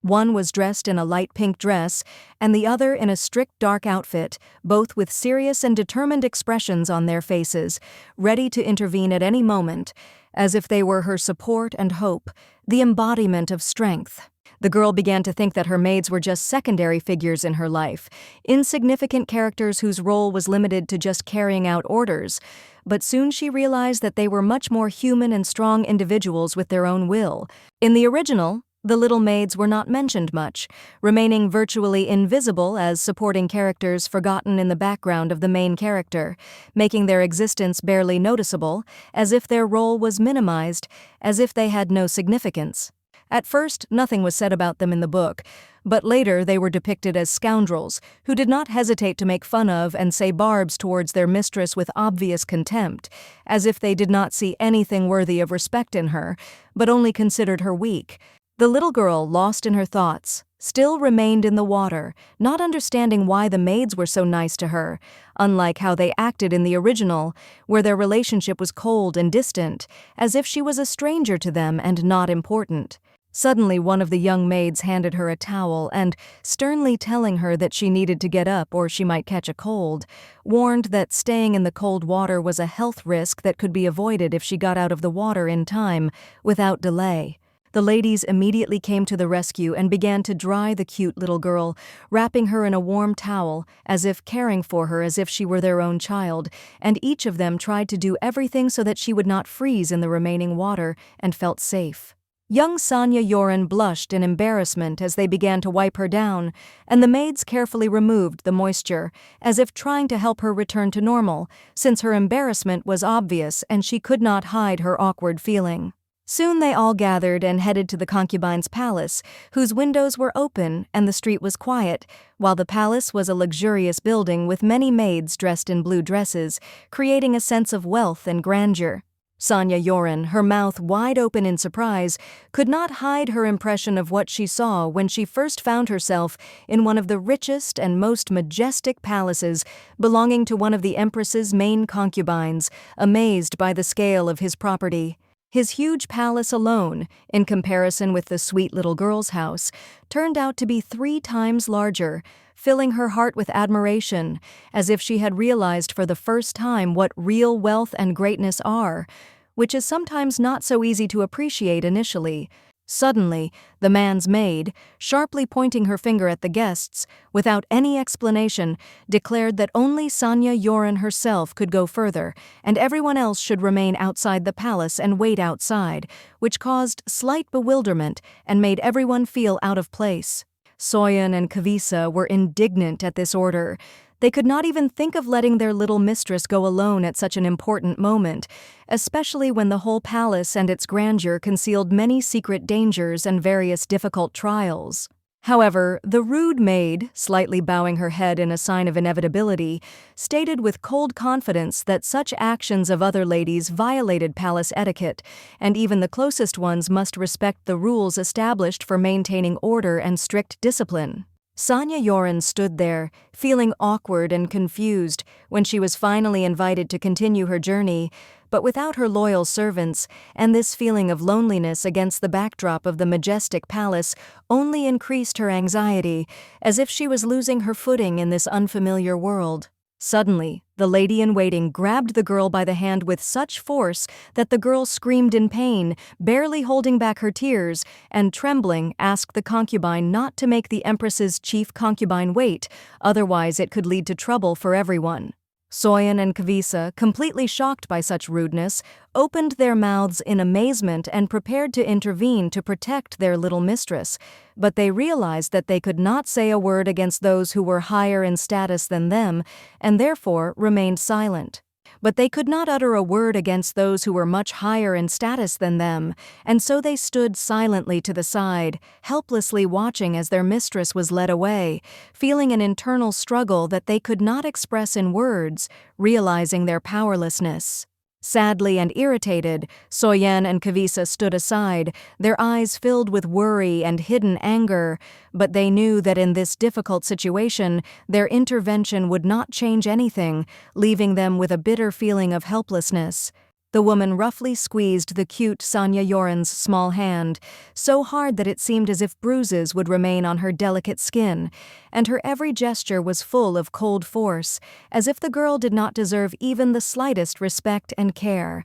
Together, with quick steps, they walked along the long corridor, the maid pulling the girl along behind her, paying no attention to her attempts to resist, and in this cold, sterile movement, there was something almost threatening, as if the very atmosphere of the palace sought to suppress her will. In one of the rooms, the handsome Miren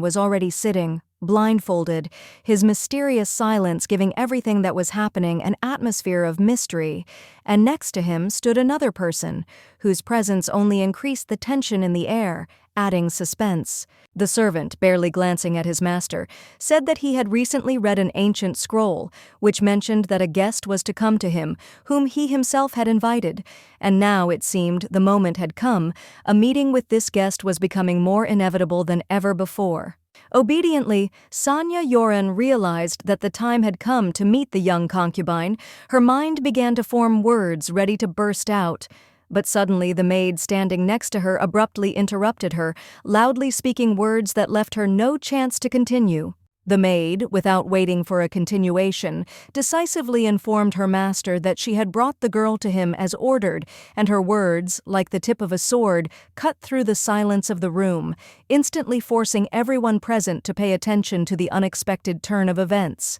Miren, hearing her words, turned his head in their direction and froze like a statue, as if at that moment his mouth was silent, and his gaze pierced the space, penetrating into the very essence of what was happening, as if his every movement was filled with secret meaning and deep importance. After Miren stood up from his seat with incredible determination, he walked towards them with a confident step. Every step he took was full of intent to figure out what was happening, and it seemed like he was ready to find out all the details that were hidden behind this clash. Miren, with a look of rage on his face, roughly grabbed his maid by the hair and punished her for her disrespect, reminding everyone that discipline and order were the foundation that every person in his huge house had to obey. The girl, hearing the stern words that she had to conduct the girl with due respect and reverence, shuddered with fear, realizing how seriously her mistake could affect her position, because her master always adhered to unyielding and strict standards of behavior. Miren, with a grin that was filled with undisguised mockery, turned to the maid with a sharp question as to why she had brought the little girl without showing due respect, leading her like a vagabond, without the slightest sign of respect, which caused considerable shock to everyone present. Sonia, watching the events with obvious concern, carefully followed every movement with a frowning face, her heart beating faster with fear, as she could not understand what would happen next in this tense and painful moment full of uncertainty. The faithful servant, standing with his hands folded in front of him, knew internally that now was not the time to punish careless servants, because his master was always fair, but at this moment everything was not as usual, and everything that was happening required a different approach. The concubine, with eyes glowing like flaming dragon flames, jumped up in surprise when he realized that his cruel actions were not meant for the eyes of an innocent child at all, and now he could not believe how terrible his behavior was at that moment. Therefore, without hesitating for a moment, he let down the maid's hair, pushing her away suddenly and sharply, which caused the girl to scream in pain, because her body, like her soul, could not withstand such a cruel act, forcing her to clutch her chest in despair. With an interest that hid a barely noticeable shade of discontent, the man turned to his servant with a question about what to do now so as not to frighten the girl, because his eyes, like bright lights of dragon flame, shone with cold determination and anxiety. His eyes, filled with a deep scarlet light, sparkled in the semi-darkness with a predatory brightness, as if the abyss itself was visible through them. In each of his glances there was a silent threat, and the air next to him became oppressively heavy. The maid, feeling her heart beat faster, shuddered when the sentence was passed on her, to send her to the flower garden, which, as it turned out, was not just a punishment, but a real test, capable of changing her fate and mental state. The concubine, with a smile that concealed a mixture of regret and politeness, apologized to the new concubine for what had happened, noting that she would have to become a participant in this entire terrible scene, which she would forever remember. Sonia, looking down slightly guiltily and adjusting the folds of her light silk dress, admitted that it was she who had made a mistake and was late, but her companion noted with a slight smile that ceremonies and formal etiquette were not at all necessary. Looking up in surprise and slowly blinking in surprise, the young beauty tore her eyes away from her thoughtful thoughts when she was offered to forget about boring traditions and instead enjoy the exquisite aromatic snacks prepared for her arrival.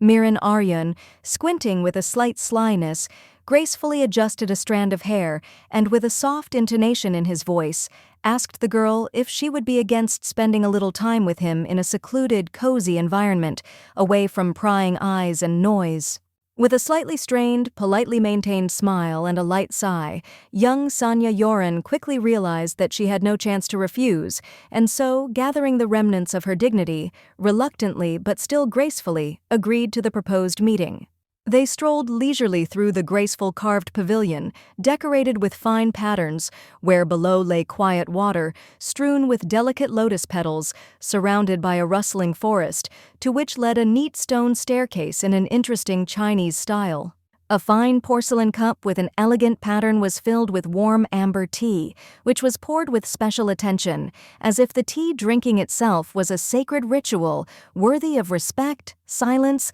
and unhurried contemplation of the beauty of this moment. The girl, like an obedient servant with light movements, bowed reverently, completing the ceremony of pouring fragrant tea, and silently stepped aside, giving way to a place in the gazebo where there was furniture specially designed for sophisticated tea drinking. The exquisite table, made of dark wood with carved legs, was decorated with a variety of sweets and treats, neatly laid out on elegant dishes. Each dessert looked like a small work of art, enticing with its taste and aroma. Sonia Yoren, barely containing her surprise, peered with curiosity and slight wariness at the variety of exquisite treats.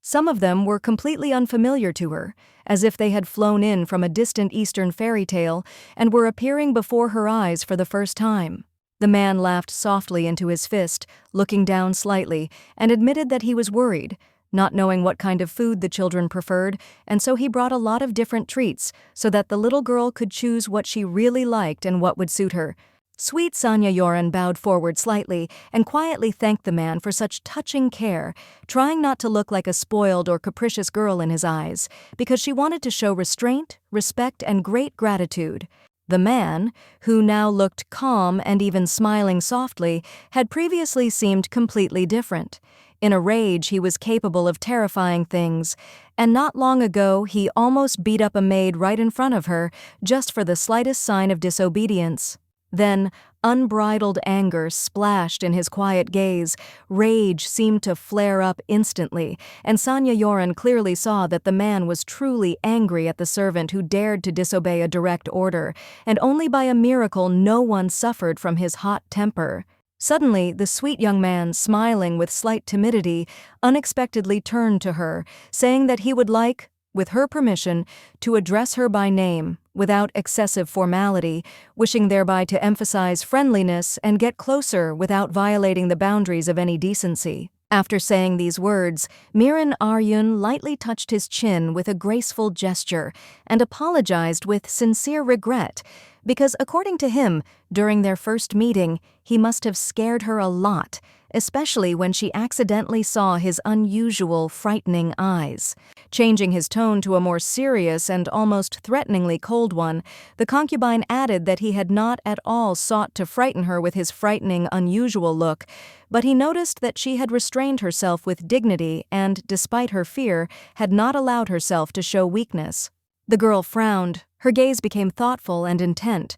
She carefully considered a possible answer, as if weighing each word, trying not to reveal the feelings hidden under the calm mask, and not to show what impression his words made on her. Once upon a time, a great and powerful empress was able to conquer the heart of an ancient dragon precisely because she accepted him completely, without fear or disgust, even in the terrifying form of a beast. And this became a symbol of deep loyalty, true love, and the strength of a fearless heart. The handsome young man froze in place with genuine amazement when he heard that he had not actually frightened the girl at all, and a surprised relief appeared in his gaze, as if this confession had dispelled his previous doubts and worries that had lurked in the depths of his great soul. In response, the young girl smiled softly, her feminine voice sounding warm and calm, as she said that everyone in their people had the same eyes, and looking down, she apologized for unwittingly causing him to worry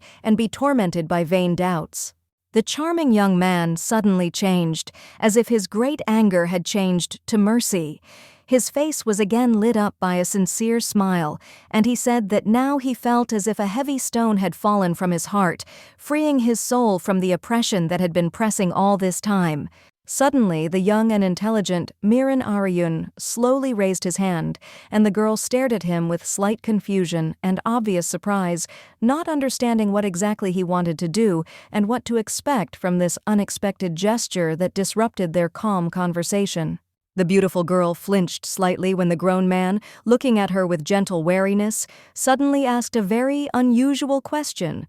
Could he, just once, stroke her head if she did not mind, and allowed him to do so with all due respect? Having received her calm and almost shy consent, the man's hand slowly reached out to her. Long, graceful fingers approached with caution. In this gesture, one could feel an unexpected softness, rare for such a formidable and reserved man. Stroking his new concubine on the head with almost fatherly tenderness, the cunning Miren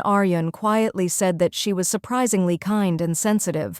and reminded him how many times before she had sincerely apologized to him, trying not to hurt men's feelings and showing respect. After this, the guy, without changing his soft tone, mysteriously added that not all people would be as friendly as she was, and therefore the girl should not reveal his secret to anyone, even if someone seemed kind. Trust can sometimes be deceptive. With a light, understanding smile, the girl confidently replied that she understood his hint, and of course would keep this secret a secret, because if he trusted her with it, it meant that the sweet beauty had truly earned his trust and was now obliged to justify it, no matter what the cost. Their leisurely, warm conversation came to an end, and the stern man, lazily looking up into the sky, noticed that time had flown by unnoticed. The sun was already sliding over the horizon, painting all the clouds in scarlet-golden hues, foreshadowing the end of a long day. An unexpectedly warm, surprisingly gentle palm gently touched the tender cheek of the young girl, and the handsome young man with a slight smile asked if the noblewoman would like to join him and dine in his luxurious palace, where a generous table with treats was already set. High above the graceful roof of the pavilion, light birds flew, the sky was covered with transparent clouds, and the cool evening breeze, filled with the aromas of an elegant garden, swayed the branches of the trees, creating a feeling of serenity, good comfort, and quiet closeness. On the table in front of them was a variety of amazing Chinese dishes, aromatic soups with herbs, hot and spicy appetizers, steamed buns, fried meat with vegetables, as well as sophisticated desserts decorated with petals and various paintings. With graceful, polished movements, the Chinese chopsticks with their delicate patterns carefully picked up an appetizing golden-brown piece of delicious fish from a fragrant plate covered in steam and gently brought it to her lips in anticipation of the first taste. Without thinking for a moment, the beauty, with slight haste but without losing her grace, confidently shoved the tender, fragrant food into her mouth, allowing the taste to spread throughout her tongue, and felt herself shudder internally from unexpected pleasure. She almost burst into tears right at the table, almost couldn't hold back, because the taste was so amazing, deep, rich in spices and aromas that her heart trembled with surprise.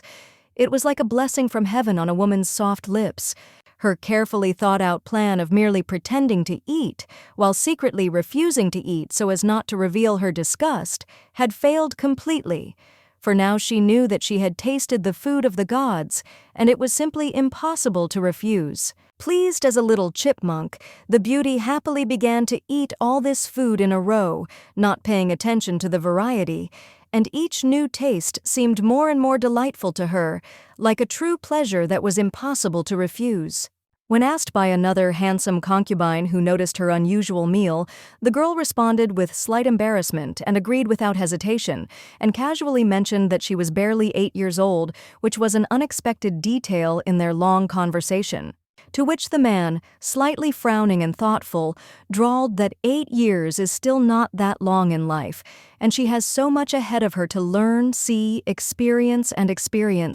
because the most important moments of life are just beginning to flow, and she has not seen much yet. He carefully pointed to her face with his hand, carefully like an experienced artist, studying her features, and quietly, with a slight intensity in his voice, asked why she never laughed despite the fact that her face was truly beautiful, like a delicate petal, but hid some unknown sadness within itself. Gently, with a slight tenderness, he stroked her soft cheek, as if trying to soften some invisible barrier, and said that with a smile on her face she would be even more beautiful, like a flower that cannot fully open until it lets go of its great fears. The little girl froze in horror, her eyes widened in surprise and fear, and even her breath was held, because the man's voice sounded not just soft, but with some kind of threatening subtext, which left no doubt about his intentions and made her heart beat faster. The girl forced a smile onto her face,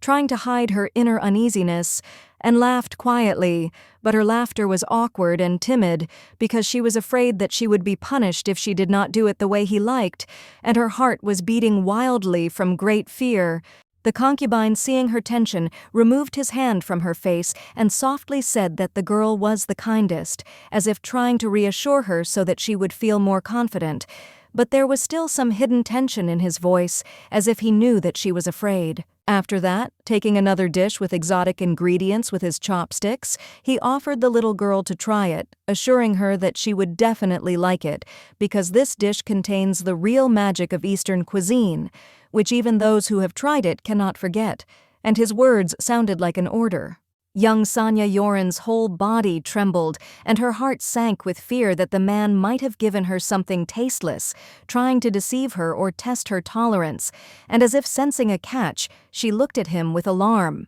but did not dare to refuse. Slowly, with visible tension, she bit the piece of fish, her teeth clenched like wooden sticks, and she felt her body tense, ready for any unexpected turn, feeling how the taste began to slowly fill the woman's mouth. After that, when she finally swallowed, her heart sank in horror and she froze, realizing that she might have made a mistake, feeling a strange taste that made her wonder if it was normal or if she had made a mistake, internally weighing the consequences. She covered her mouth with her hands, realizing that she was feeling nauseous again, and tried not to cough, afraid that it would only make her feel worse.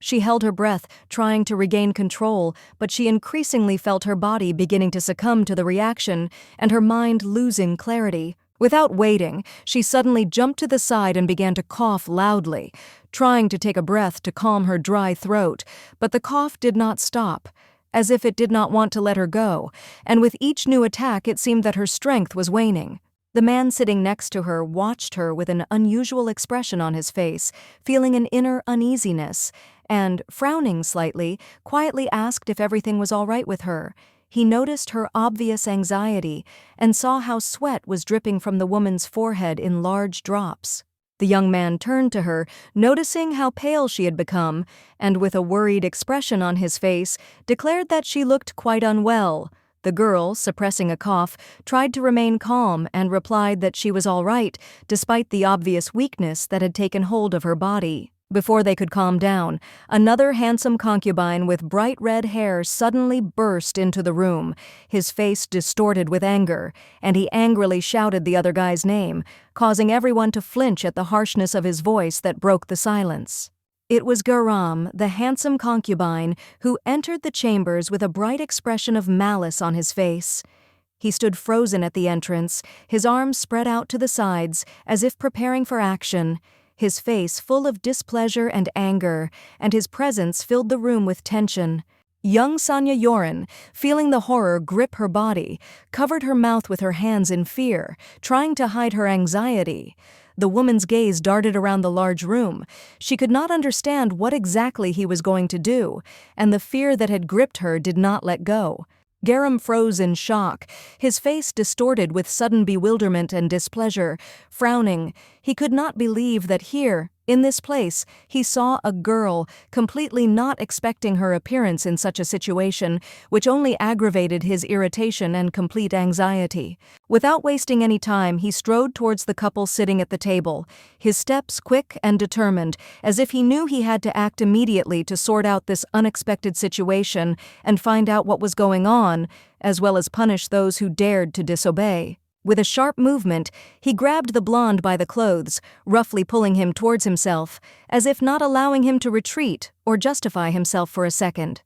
Rage flashed in his eyes, and his hands clenched into fists, ready to strike, and he was ready to destroy the one who dared to do so. Looking aggressively at his interlocutor, Garam said with contempt that he was a stinking scoundrel. His face turned red with anger, and the veins on his temples bulged. His eyes sparkled with rage, like those of a beast ready to attack and instantly kill, without any. Miren froze in bewilderment when he heard the question of what he was going to do with the innocent little girl, his gaze full of confusion and internal conflict, because he would never allow himself to do something like that, but now he was forced to justify himself. After this, the young man, with irritation in his voice, quickly replied that he had not done anything like that and had no intention of doing so, trying to drive away the terrible anxiety and all the various doubts that had arisen around what was happening, because he was confident in his intentions. Garam quickly turned towards the girl, looking her over carefully as if checking to see if she had been harmed by the recent events. His quick movements were full of determination and care, and despite his displays of aggression, he could not allow her to be harmed by someone else's actions. Sonia, frightened and trembling, could hardly hold back her breathing, which was becoming more and more intermittent from fear. Remaining seated at the table, she instinctively tried to hide behind its wide edges, feeling how every movement of Garam caused her an increasing feeling of anxiety and uncertainty. The man, without showing any further complex emotions, pushed the blonde away from himself while firmly ordering the girl not to be afraid of him, and also to say directly if she was forced to eat something bad or unpleasant that could frighten the noblewoman. Miren, feeling the tension in the air, calmly and confidently put his hand to his chest, after which he replied that the girl could have continued to enjoy the meal if it were not for the intervention of Garam, who with his aggressive behavior disturbed the calm atmosphere of the dinner. These words, however, clearly did not please the red-haired guy. He clenched his teeth tightly, his gaze became more and more intense, and, without hiding his displeasure, he ordered his interlocutor to repeat what he had said, preparing for further conflict. Miren, as if guided by an unknown instinct, full of care and anxiety, hastily walked towards the frightened girl and, approaching with amazing caution, wrapped his palms around her waist, intending to lift her, like a tiny bird, from the ashes of fear. Finally, the handsome guy gently picked up the baby in his arms, pressed her tightly to his chest, like a precious crystal vessel, and stroking her back, began to speak with incredible tenderness, assuring her in a whisper that everything was already over, she was safe, and there was no more room for fear. Sweet Sonia,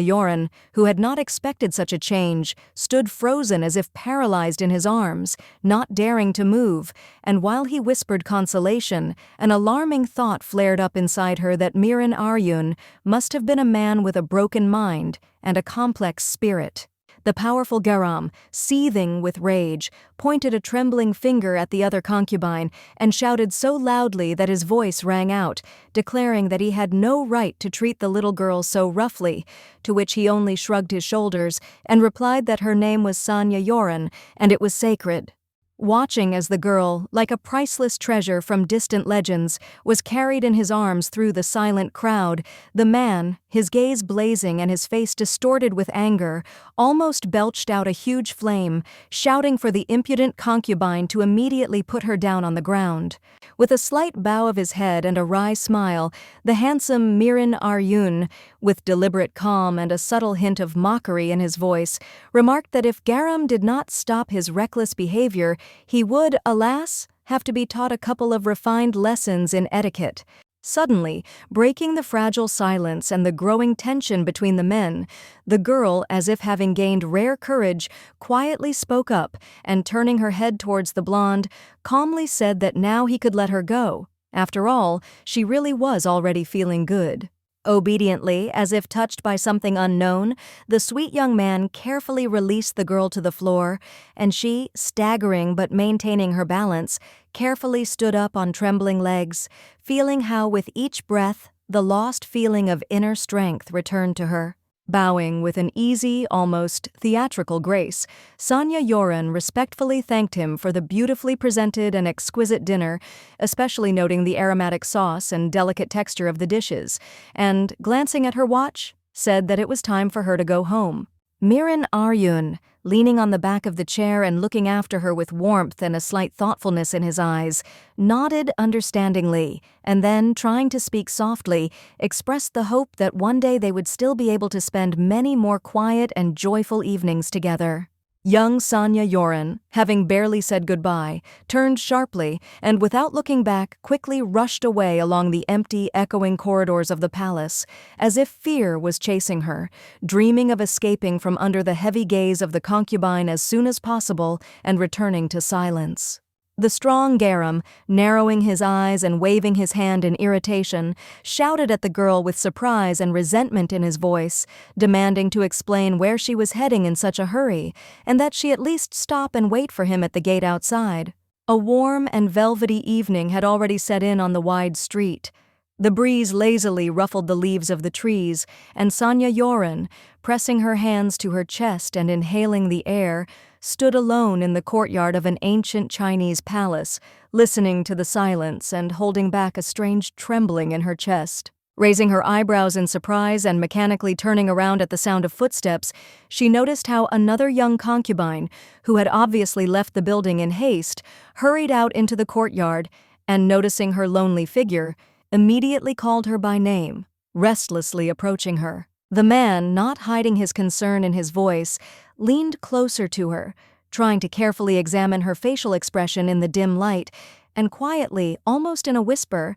asked if everything was really all right with her, if something irreparable had happened. The young man, slightly nervous and trying to speak calmly, began to question her in more detail, explaining that he had heard from one of the ladies of the court that Miren Aryun had invited her to his palace, and he was sincerely worried that he had caused her serious harm. The girl, feeling a little awkward in this situation, smiled tensely and, trying not to show her excitement, calmly replied that everything was completely fine with her, that nothing terrible had happened, and the noblewoman was sincerely grateful for the attention and care. After these words, she obediently bowed her head as a sign of her great respect, apologized to the concubine for her sudden escape, thanked him for his concern and kindness, and then quietly said that she really had to go and should return home already. Leaving that red-eyed boy kneeling in a secluded corner of the palace, the girl walked away with a firm, determined step and a determined expression on her face, realizing that it was indeed time for her to leave, as her thoughts were already far from that ill-fated place. Garam was horrified and surprised to himself. Did the girl really think he was worse than that vile dragon she had encountered before? Because her reaction was clearly unpredictable and irritating, and he didn't know at all how to treat it correctly and humanely. The brown-haired man, realizing that the situation was getting out of control and becoming increasingly tense, violently hit the boy, scolding him for standing by, silently watching, while the others argued, not trying to intervene or change the course of events in her favor. The men continued to argue while one of the friends told the guy that he was a real fool, silently standing and watching as the little girl's only friend was taken away, and in response, he never said a single word, completely ignoring what was happening. The young man froze in surprise when he learned that the girl was only 8 years old. He had long thought that she was barely 5, and now, realizing her real age, he realized that he had made many hasty and incorrect conclusions about her naivety, life, and tragic experience. His interlocutor sighed irritably and replied that yes, she was only 8 years old, and despite this, she was not at all well in her own female family, that she was experiencing real suffering inside, which the man had not even suspected before. The little girl was kept in captivity, starved, secretly tortured, and, as it turned out, sometimes even beaten, leaving her in complete isolation, which led to her severe psychological trauma, which she was forced to confront with such fortitude. The strong Garam froze in shock. Now it became completely clear why the aristocratic family sent their daughter here with only one maid, because the hidden cruelty inside her house left an indelible mark on her, and now he understood her actions. The man, shocked with great horror, put his hand on his friend's large shoulder, trying to somehow support him at this moment, when they both realized the full gravity of what had happened to this poor girl and began to understand how to proceed further in order to fix everything. And then he strictly ordered him to go and return the little girl to the female maid so that she would take care of her and look after her fragile condition, in particular her best friend, who could be there while the beautiful girl recovered. The backyard of the palace, decorated with beautiful white statues that shimmered in the morning sun and intricate Chinese patterns that created an atmosphere of deep antiquity and mystery, created an amazing sense of calm and tranquility. The young man turned his head from side to side, not knowing where to go, looking for the lady to whom he had to apologize for his haste, but he could not find her. The tension increased, and he felt his heart begin to beat faster because he did not know how she would react to his words and actions. He remembered how the other maids had asked him for help, but how could he help the one he couldn't find, especially when she avoided him, as if she was hiding from him, not wanting to communicate with anyone in this huge and frightening palace, full of secrets and corners where every step could hide danger. However, the man had good hearing, and he caught even the faintest sounds that could give him a clue about her location. His attention was focused on the slightest rustles, and every movement could lead him to the right place where she was hiding. Finally, he found the little girl. She was sitting on a tree, all alone, in the forest, where her figure merged with the shadows, seemed to be part of this mysterious and silent place. And the woman's gaze was directed into the unknown, as if she was looking for something important and long lost. However, as soon as she noticed him approaching, young Sonia jumped up from her seat and ran away, as if she was afraid of him, her legs carrying her forward at a furious speed, her heart pounding in her chest, and anxiety gripping her more and more with every step, forcing her to hurry. As she suddenly tripped and fell, her dark hair flying in the wind, making it feel like time had slowed down and everything around her disappeared in an instant, until she found herself on the ground, and she felt a terrible pain in her wrists, feeling an icy fear take over her body. The young man stood there in shock, not knowing what to say. He was stunned by how quickly the situation had escalated, and he didn't know what to do to calm the girl down and relieve her of the terrible fear that had chained her to the ground. His heart was full of doubts and his thoughts were confused. Tears appeared in the little girl's eyes, and she bitterly asked the boy not to kill her. Her voice was trembling and full of despair, as if she had experienced too much pain for her age. She looked at him as if she believed that her life really depended on his decision. Now horror gripped the young man. He could not believe that anyone could harm such a small girl. It was incomprehensible to him. He hastened to calm her down, assuring her that he would not kill her. He was not capable of such cruelty, even if the situation required it, but his words could not calm the fear. Garam bowed his head in frustration, feeling disgusted for seeing this little girl as a threat. He knew it was unfair. She was so innocent and helpless. His doubts and suspicions now seemed insignificant and completely irrelevant. And now, standing in the palace of someone else's concubine, the man was horrified that the little girl could be more afraid of him than the lizard he once fought with. It hurt him because he realized how terrible he looked in her eyes. His actions and decisions began to seem unworthy to him. The moon, like a crescent moon carved from the purest silver, floated slowly across the deep and endless night sky, radiating a pale glow over the large courtyard outside,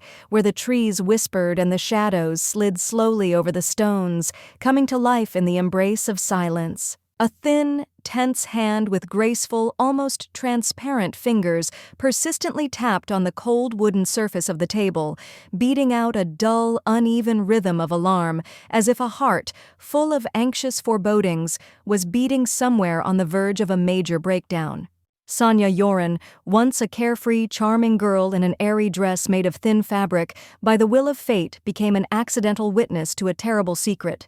She learned that the concubine of a powerful empress was a real dragon hiding his appearance for centuries. Miren sat hunched over a heavy oak table, his face covered by his hand, his eyes tired and confused, wondering what to do with the little girl whose little life, suddenly intertwined with his, began to resemble an unsolved mystery. He felt strangely confused, not understanding why she seemed alien in his presence, tense as a string, restrained to the point of aching, as if she sensed in him a hidden threat or a painful reminder of something that hurt her to the depths of her soul. He still kept in his memory her soft, warm, sincere smile, the same one that lit up her clear eyes, shining with joy, when he once, with timid hope and inner trepidation, asked her to smile, and how tenderly he then ran his fingers over her cheek, as if protecting her from all troubles and worries. He hunched over and dropped his face onto the rough, cool surface of the table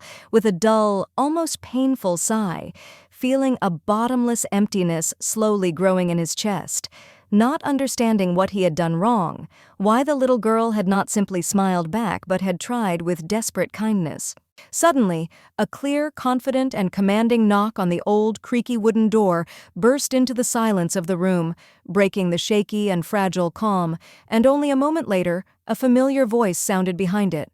The concubine, maintaining dignity and severity, asked permission to enter. The young man stepped inside with a noble grace, as if dancing in the shadow of the light, folding his hands before him in a respectful gesture, bowing his head, and in an even, calm voice reported that he had managed to find out everything the gentleman wanted to know, and even more than he himself had assumed at the very beginning of the dangerous journey. Quietly, almost whispering, the guy said that among all the information carefully collected and studied over the past few days, one strange, disturbing detail had suddenly surfaced, which did not fit into the rest of the picture at all and caused a persistent, sticky feeling of anxiety. The baby's stay with the Sonia Yoren family was completely absent from any known archives, papers, and digital documents. No mentions, no traces, not even indirect data, as if she had never been there, as if she was just a fiction, an illusion, or a forgotten shadow of someone else's memory.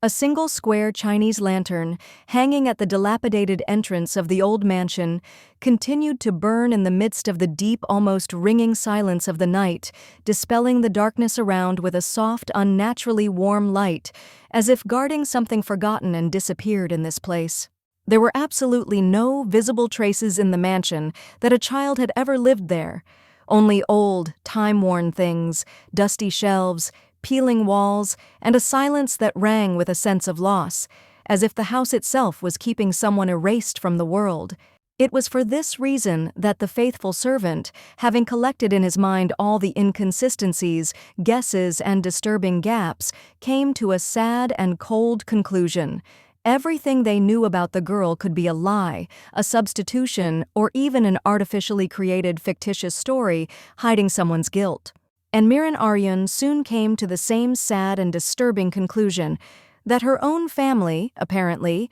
did not value the girl at all, considered her superfluous and a burden, and therefore, without a drop of sympathy or regret, sent her to the Empress's palace, as if she were a thing or payment for something. It was obvious that Kiyun Yoran, acting cold-bloodedly and with calculation, really had some kind of manipulation in mind, since he decided to send his own daughter to the imperial palace without even thinking about the consequences, her feelings, or the dangers that could await her there at every step. The dragon, standing in the shadows by the column, growled softly and frowned darkly, and his blood-red eyes narrowed dangerously, flashing with anger and inner tension, as if he had detected in these words some deep threat to the very order of things and the inevitable result. The starry sky, covered with a multitude of dimly flickering lights, spread out over the palace, wrapping the night in a bewitching, mysterious blanket. It was beautiful to the point of pain. And in this silent radiance it seemed that even the stars knew more than they were ready to tell living mortals. The little girl herself, seized with icy fear, hugged herself with her arms and trembled from the terrible cold, clenching her fists as she walked at night along the deserted, obscurantist street, trying not to look at the dark, hostilely silent shadows that surrounded her from all sides. Tears and snot clouded her eyes, and she could not understand how she could be sent out into such a terrible cold night in the icy frost, without protection and comfort, leaving her alone and helpless on the street, like a restless shadow, forgotten by everyone who should have taken care of her. She grabbed the cold door handle with her hand, trembling all over, feeling how every step she took echoed throughout her body with unbearable pain from the cold, loneliness and uncertainty, as if every moment was a test of her last strength, and the fear and uncertainty in her heart only grew stronger. However, when she knocked on the door with hope, no one opened it for her, and there was not a single warm look or word of comfort at home. Young Sonia Yoren was left standing on the street, shrouded in frost, completely alone and confused, like a forgotten shadow, almost like he himself was forgotten. The girl, without despair, decided to try knocking on the door again. Perhaps they simply didn't hear her, or maybe they weren't expecting her or forgot about her, but she still couldn't give up her last hope for warmth and care, at least somewhere here, even if everything was against her. As soon as the maid in the bright pink outfit jumped out of the palace, she loudly shouted her mistress's name, as if expressing her immense joy at returning, attracting the attention of everyone around, and her words echoed in the silence, creating a sense of unprecedented importance of this moment. Sonia Yoren froze in place, not expecting such a violent reaction, because the girl was prepared for a much calmer and more restrained behavior, and did not even have time to prepare for such a turn of events that made her feel like she was in the center of attention. Kavisa exclaimed with joy when she finally heard her name spoken by her mistress, her spirit rising and feeling delight overwhelm her, despite all the indifferent people around her, forgetting for a moment about everything except this great happiness. The other young maids lightly reproached their sweet companion for being too proud and too enthusiastic, but she, without embarrassment, enthusiastically replied that they were all simply jealous of her joy, and their reproaches only confirmed how lucky she was. After this, the servants, with smiles on their faces, extended their hands to the younger lady, inviting her to quickly enter the palace, where all the necessary comforts and honors awaited her, as if she were the center of the entire majestic world. And, it seemed, everything that was happening filled her hearts with pride. Slightly hesitantly, but with obvious excitement, the little girl extended her thin hand towards the maid's palm and squeezed it, as if there was more tenderness and trepidation in this gesture than words could express at that moment, and in her gaze there was a childish weariness mixed with silent gratitude. The maid, having sensed the piercing cold emanating from her mistress's thin fingers, sat down next to her with concern, and, looking straight into her eyes with trembling concern, quietly whispered that her hands had become like ice, as if her heart had just emerged from an icy abyss and was still trembling with anxiety. Kavisa, suddenly angry, began waving her arms furiously in the air, expressing her indignation and outrage that anyone would even allow Sonia Yoren to be sent out at night, in the freezing cold, all alone, without an escort, as if she had no value. Soyen took a deep, tired breath, as if holding back the accumulated emotions inside, and gently but persistently suggested discussing everything that was happening inside the palace, where it was warm, safe, and the wind did not ruffle her hair and thoughts, and the silence of the halls allowed her to think more clearly. At that very moment, the servants, in unison and respectfully, let their mistress go forward, surrounding her on both sides, as if with an invisible guard, and solemnly escorted her inside, where they were already waiting for her with impatience and hope, and the warm light of the hall enveloped her like a mother's embrace. In her mind, Sonia Yoren caught herself thinking that as her gaze slid over the faces of the servants who surrounded her with care, trying to ease her condition, her heart became a little warmer, as if the very silence inside her began to thaw under their silent devotion. The ceiling of the room was done in a strict Chinese style, carved and dark, with laconic wooden beams that created a feeling of coziness that had lost its warmth.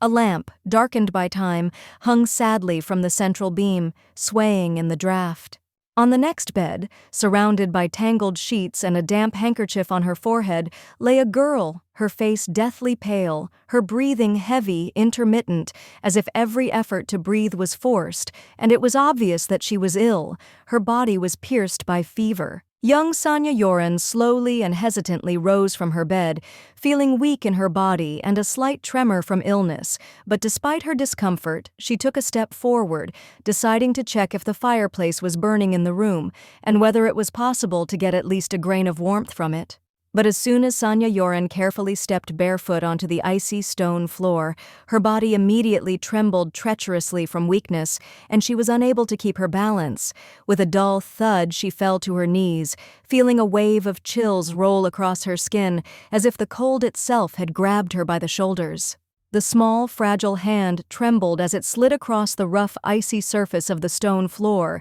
and its fingers helplessly clung to the cracks in the slabs, as if instinctively searching for at least some shelter, at least a weak source of warmth, which was not there at all, only silent stone. With her last strength, pressing her blue lips together and trying not to cry, the little girl grabbed the edge of the heavy blanket, pulling it towards herself with trembling and weakening fingers, as if trying to hide inside from all this merciless reality, to draw in at least a tiny spark of warmth, maintaining her balance. Unable to cope with the growing trembling, she slowly, as if under the weight of an invisible weight, climbed back onto the bed and, hiding like a frightened animal in its hole, covered her head with the sheet, dreaming of the return of at least illusory warmth. This moment of despair and vulnerability suddenly stirred up vague images of her childhood. Her mother's light hands, like the wings of an angel, her gentle voice and the soft, enveloping warmth of her chest, where it seemed to her that troubles would disappear as soon as she covered herself with a soft blanket. Once upon a time, in another, almost forgotten life, where she was still a carefree child, her mother, like a quiet guardian of the night, sat by her bed, gently touched her hair and whispered that everything would be fine as long as her voice sounded nearby and warmed her with maternal warmth. In that distant time, when the whole big world seemed smaller and safer, her mother, in the semi-darkness of the old room, would place her palm on her forehead, listening to her breathing with reverent anxiety, as if she were guarding the fragile, tender universe, saving it from pain, fear, and loneliness. With a hand trembling from endless excitement and fatigue, she carefully wiped the sweat from her face, hoping to at least slightly reduce the excruciating heat that was increasingly taking hold of her,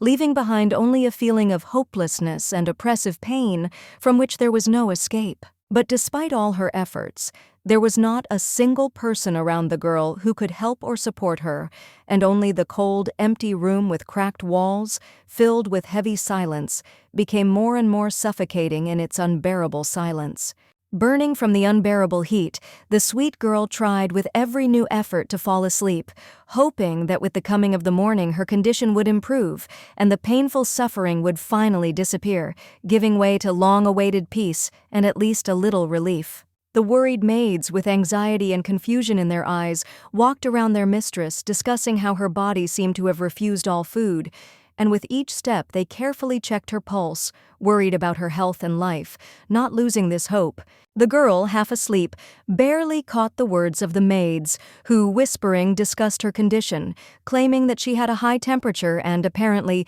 this caused an allergic reaction, because of which her body was fighting the disease so fiercely. The head maid, realizing the seriousness of the situation, sharply commanded her partner to immediately go and bring cold water because every second could be decisive, and it was necessary to act as quickly as possible to ease the suffering of the mistress. Young Sonia Yoren, on the other hand, was consumed by excruciating pain. Suffering from every muscle tension, her body ached, but her head was especially throbbing unbearably, from which it seemed that her mind was about to burst, leaving her in a state of complete helplessness. The servants, overcome with anxiety and worry, tried their best to calm their little mistress, begging her to hold back and endure the excruciating pain, hoping that she would soon feel a little better. But despite their efforts, the girl's suffering did not diminish, and she continued to suffer. Having learned of this tragic incident, the Empress, without waiting for reports and detailed information, decided to immediately come in person to check on the girl's condition, because rumors about her grave condition quickly spread and her heart could not bear the thought of a possible loss. The adult woman who entered that room quietly whispered an apology to the sleeping girl, feeling deep regret for not being able to look after her properly, and her heart was aching with guilt as if she had left the girl alone. The girl, barely moving her weak arms, reached out to the lady's palms, asking her with a trembling voice to leave, believing that if she really cared about her, the lovely girl would go away and leave her in silence, because her heart longed only for peace and complete solitude. However, the powerful Empress took this gesture in a completely different way, and with incredible tenderness and care she hugged the girl, pressing her to herself, giving her warmth and security, like a mother who is always ready to protect her child from any danger. Leaning towards the sweet girl with a soft smile,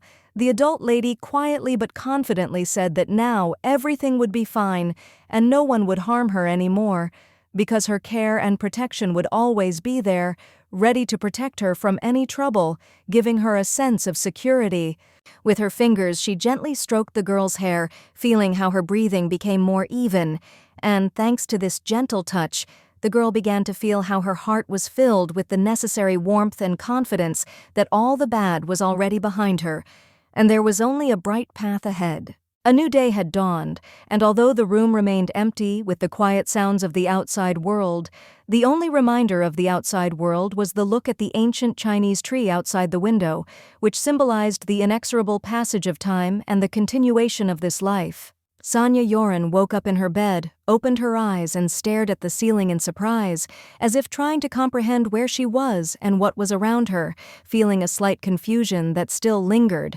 because she couldn't believe that the night was finally over. She rose from her bed in surprise, realizing that the headache that had tormented her the day before and deprived her of strength had disappeared, leaving her in a new, fresher and restored state. Now the woman's mind was clear, and her body felt light and free, as if all the heavy things had been left behind, finally giving way to calm. With a soft, welcoming smile on her face, the maid leaned closer to the bed, her voice soft and caring as she politely asked the young mistress how she was feeling, whether she was in pain, tired, or showing any signs of illness from the excitement she had just endured. Remaining in a sitting position on the soft bed, the little girl, with a slight anxiety in her voice, asked the woman where the Empress was, to which she calmly replied that the lady had returned to her fire palace to rest and put her thoughts in order. As if a weight had been lifted from her soul, the girl breathed a sigh of relief, her shoulders dropped,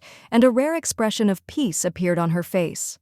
For the first time in a long time, she felt relatively safe, at least for a few moments of silence. Suddenly, the grown woman, silent and majestic in her calm, slowly raised her hand, her long, slender fingers stretching forward with grace, as if in anticipation of a gesture that was about to break the peace and bring something new into this frozen scene. Placing her warm palm on the girl's forehead, the maid said with relief that, fortunately, the little mistress's high fever had already passed, and now, it seemed, her health was on the mend, which she was sincerely happy about, looking at her with care, concern, and quiet joy. Sonia Yoren stared at the woman in surprise, her eyes widening in surprise, and in that look there was something between distrust and embarrassment. She was not used to such affection, especially from a servant, and simply did not know how to react to it correctly. Noticing the confusion on the young lady's face, the maid quickly pulled her hand away in alarm,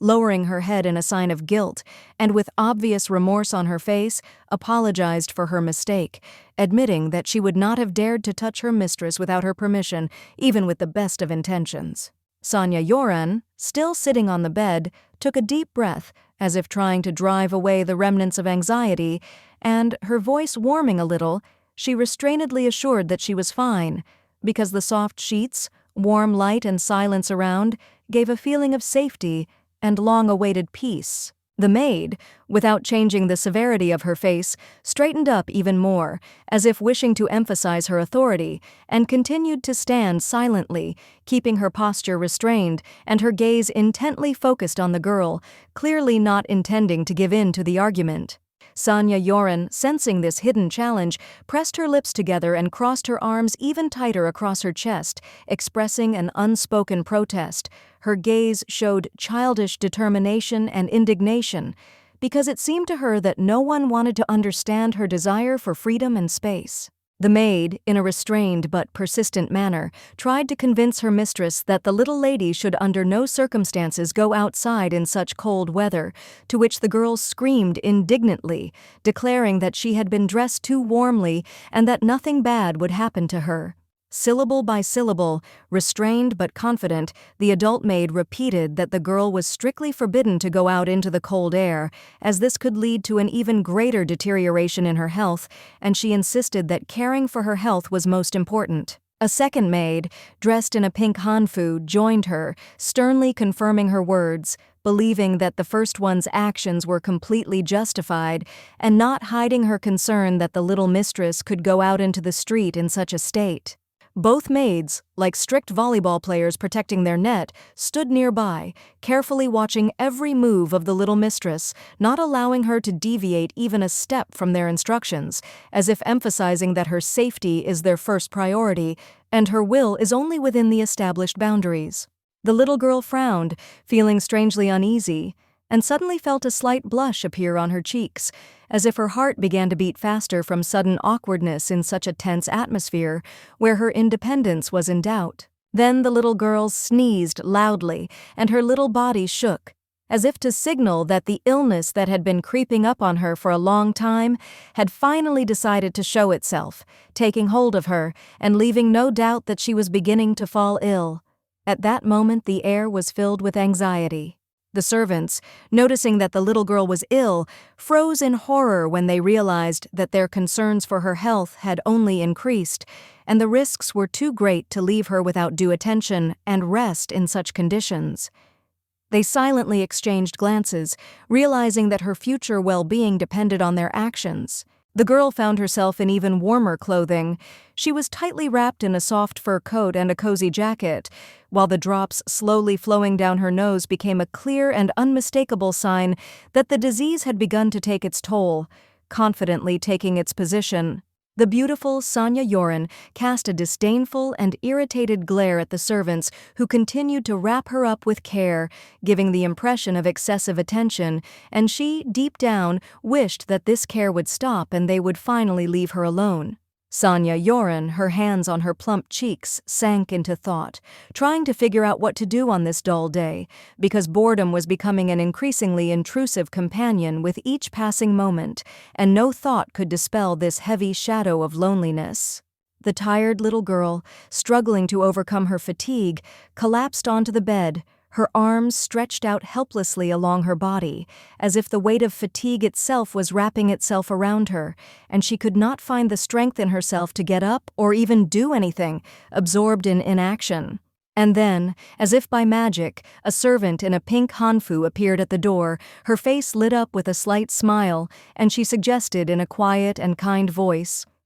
perhaps they should unpack the gifts that had recently arrived at the palace, thus giving this moment an unexpected but pleasant note. With a calm and unperturbed expression on her face, the lovely girl turned to her servant. Her gaze became thoughtful, and she, as usual, began to speculate about who these gifts could have belonged to and what secret was hidden behind their unexpected arrival. After that, the girl looked up from the window, her voice calm and indifferent, as if everything that was happening did not matter to her, when she said that the servant could choose gifts for her, without paying attention to other details and without caring who sent them. However, at that moment, a young servant dressed in a dark silk outfit replied that these gifts were from the Empress herself and two other beautiful concubines, which involuntarily brought into her thoughts a feeling of strange surprise and slight interest in what was happening. The tired little girl sat up on the bed. Her gaze remained indifferent. She looked attentively at the servants,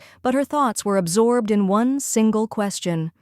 Why did the Empress and her concubines send her these gifts, and what was the meaning behind this gesture? Suddenly, the lady, with a light and quick movement, clapped her hands, and her order was immediately given to the servants to go at once for the gifts, without delaying this important matter, for they all had to be brought as quickly as possible, without any delay. Sonia Yoren clutched her small head in bewilderment, her thoughts racing in search of an answer to one single question. What exactly could they have sent her in these mysterious gifts, and what meaning was hidden behind such an unexpected act? The gift boxes were so heavy and large that one could only guess how many different items were hidden in them.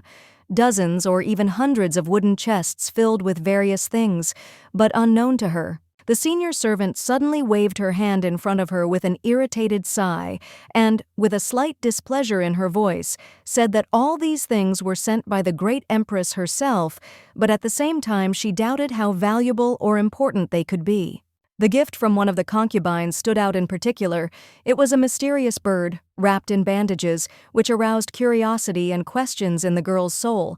What was hidden inside, and what deep meaning was hidden in this strange and mysterious gift, bringing a riddle? After this, the girl's head nanny, without showing the slightest interest in what was happening, waved her hand, ordering the servants to leave and return only in the evening, leaving her alone with the gifts, which, it seemed, had already begun to evoke strange and restless feelings. The maid in pink, trying to attract attention, carefully pointed to a strange black box that stood out among the other gifts, attracting attention with its unusual shape and shade, as if it contained some old secret that needed to be solved. The lady, with a light and mysterious expression on her face, handed the thing to the girl, asking her to first open it without delay for a second, because it was precisely at this moment, in her opinion, that something important and incredibly valuable could be hidden, which needed to be seen as soon as possible. Sonia Yoren, after listening to herself for a moment and feeling her heart begin to beat faster with anticipation,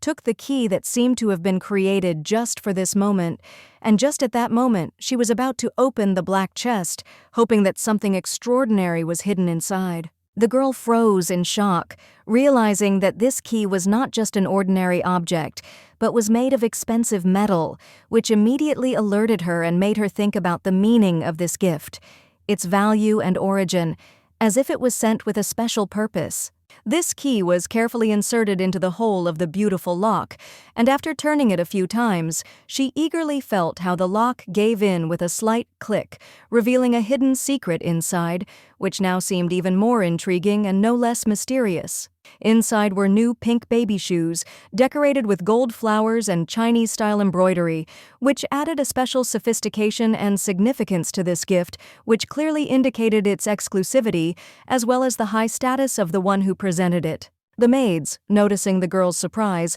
explained with respect that the shoes were made of the most expensive silk, and it was clearly a gift from the Empress herself, which could not help but arouse admiration for its refined beauty and high cost, confirming her high status. Slightly disappointed and wary, Sonia Yoren asked doubtfully if she could even wear such an expensive item without feeling uncomfortable and unsuitable for such a gift, which was clearly too expensive and had deep meaning for the Empress. The senior maid nodded with a smile, replying that the Empress clearly had a special liking for Sonia Yoren, and this gift was not just a casual gesture, but a token of special attention and favor that she could wear with pride, because such a gift was a privilege. The little girl stood thoughtfully on her new shoes, not understanding why the Empress began to treat her with such special caution, as if there was something more behind her attention than just a desire to take care of her or show kindness. The grown woman was clearly worried. The beautiful noblewoman had come to her that night to check on her health,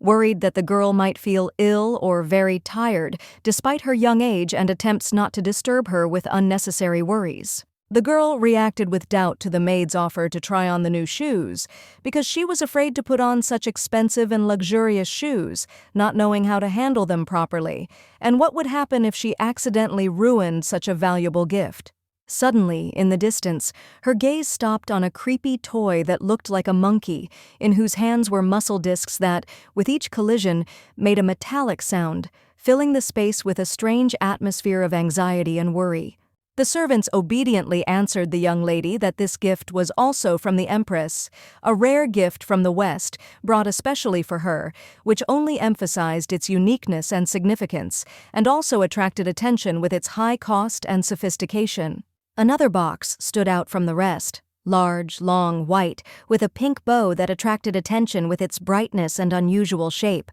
as if it hid something amazing, majestic, and equally unusual that was waiting to be revealed. This gift turned out to be a rocking chair, brought from the western region, made of rare wood, which was so interestingly and unusually processed that it immediately attracted attention with its sophistication and craftsmanship, as if it was created especially for her. Without thinking twice, the little girl sat down on her new chair, put her feet on the footrest, and with a light sigh settled herself more comfortably, allowing herself to enjoy the moment of peace and comfort that this unexpectedly pleasant gift brought her, feeling how the tension goes away and her body is filled with peace. She began to rock slowly in the chair, her face filled with complete delight, expressing incredible surprise with pleasure, as if every moment brought her more and more relaxation, and she could not contain her joy at the unexpected comfort that enveloped her. The baby's face became peaceful, her smile was filled with warmth and satisfaction,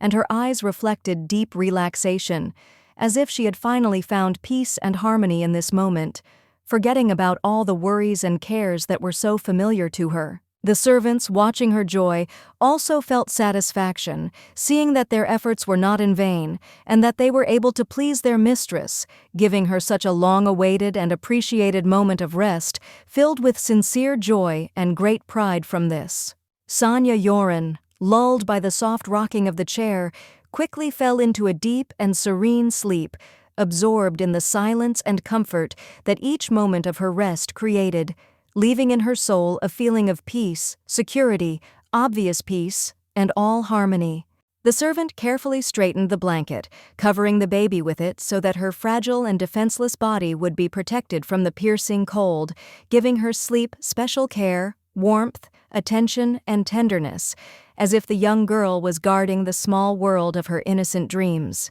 The girl carefully covered the baby with a soft blanket, trying to keep her from freezing and from waking up from the cold, because her comfort and safety were important for everyone around her, creating an atmosphere of coziness, warmth, care, and complete peace. After which the grown ladies set off on their journey, accompanying their sleeping friend, allowing her to sleep peacefully and enjoy her sleep in the silence of the night, while they moved along the night road, slowly and friendly, talking to each other, enjoying complete peace. The blue sky filled with light clouds and warm sunny weather created ideal conditions for a relaxing holiday, allowing you to feel one with nature, complete peace, tranquility, and enjoy every moment under the bright rays of the sun. The window was decorated with wooden chests standing nearby, and in the room, amidst the cozy atmosphere, stood a vase of fading flowers, filling the space with a shadow of light sadness and natural beauty, as if time had stood still and the world outside the windows continued to move on as usual. Awkwardly stepping over the threshold, the strong Garam entered the little girl's room, greeting her with a blush on his cheeks, raising his hand up, as if trying to relieve the tense atmosphere with his presence, but not knowing how to properly behave, leaving a feeling of discomfort in the air. With a doomed look, the young Sonia Yoren looked at him, not understanding why he had come, because her thoughts were occupied with other questions, and his sudden appearance did not give her peace, causing bewilderment and slight anxiety, as if her world had lost its stability. When the man approached cautiously, trying to ask about the girl's well-being, she replied that she felt completely fine, not letting anyone know that her thoughts and feelings were much deeper than one might assume, hiding a storm of experiences behind her outward calm. The guy looked down, embarrassed, feeling shy and awkward because he couldn't understand how he had come to visit the little girl so brazenly,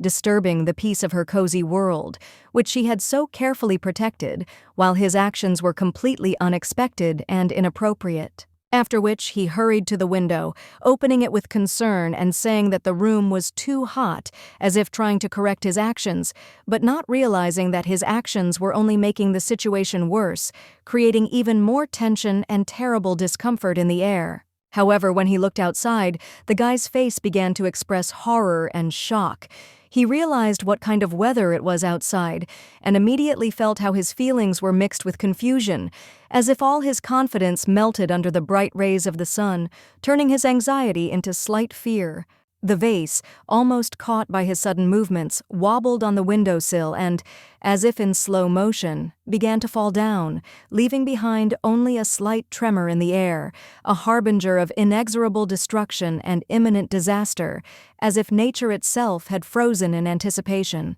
The thing shattered loudly, scattering into pieces across the floor, and the sounds of destruction echoed throughout the room, creating an atmosphere of even more awkward silence, where even time seemed to stand still, as if waiting for his next move to make things a little better. Garam ended up standing there awkwardly, realizing that he had not only broken the window, but also the vase, feeling like his actions were turning into a series of unfortunate actions, getting stuck in this moment, like in an endless cycle of awkwardness and hopelessness, where every step he took only deepened his feelings of guilt. The man's face turned pale, expressing complete embarrassment and confusion, and awkwardness literally radiated from him, creating an atmosphere of awkwardness and embarrassment around him, as if his whole body was saturated with this feeling, unable to go away like a heavy burden that he could not throw off. A broom was taken, and with the kind of precision that is characteristic only of those who truly value order,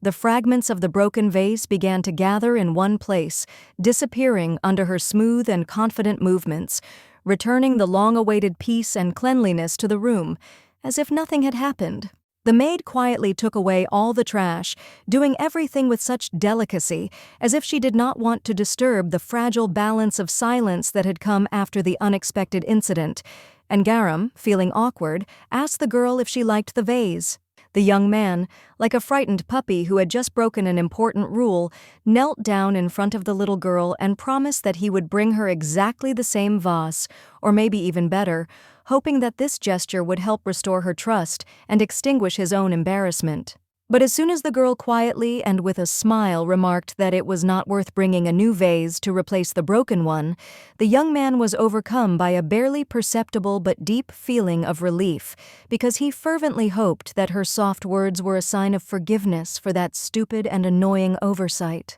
The little girl, with a gentle and bright smile, continued to look at him attentively. Her gaze seemed to envelop him in warmth and kindness, making it clear that she did not hold a grudge and had long since forgiven him for what happened, not wanting to attach undue importance to the awkward moment. The young man, trying to make amends and at least somehow please her, began talking about how he had sent her as a gift an exquisite chest of drawers, carved from rare bone with exquisite carvings, and an amazing mosaic made from crystal of all the colors of the rainbow, as if he wanted to decorate her world with wonders. When asked if the girl had already tried to play with any of the gifts she had brought, the little girl suddenly froze, as if taken by surprise by this unexpected reminder, since in fact she had not yet managed to unpack any of the gifts, leaving them untouched. The young man awkwardly waved his arms to the sides, hastily muttering that she shouldn't have apologized at all, and even more so rushed with answers,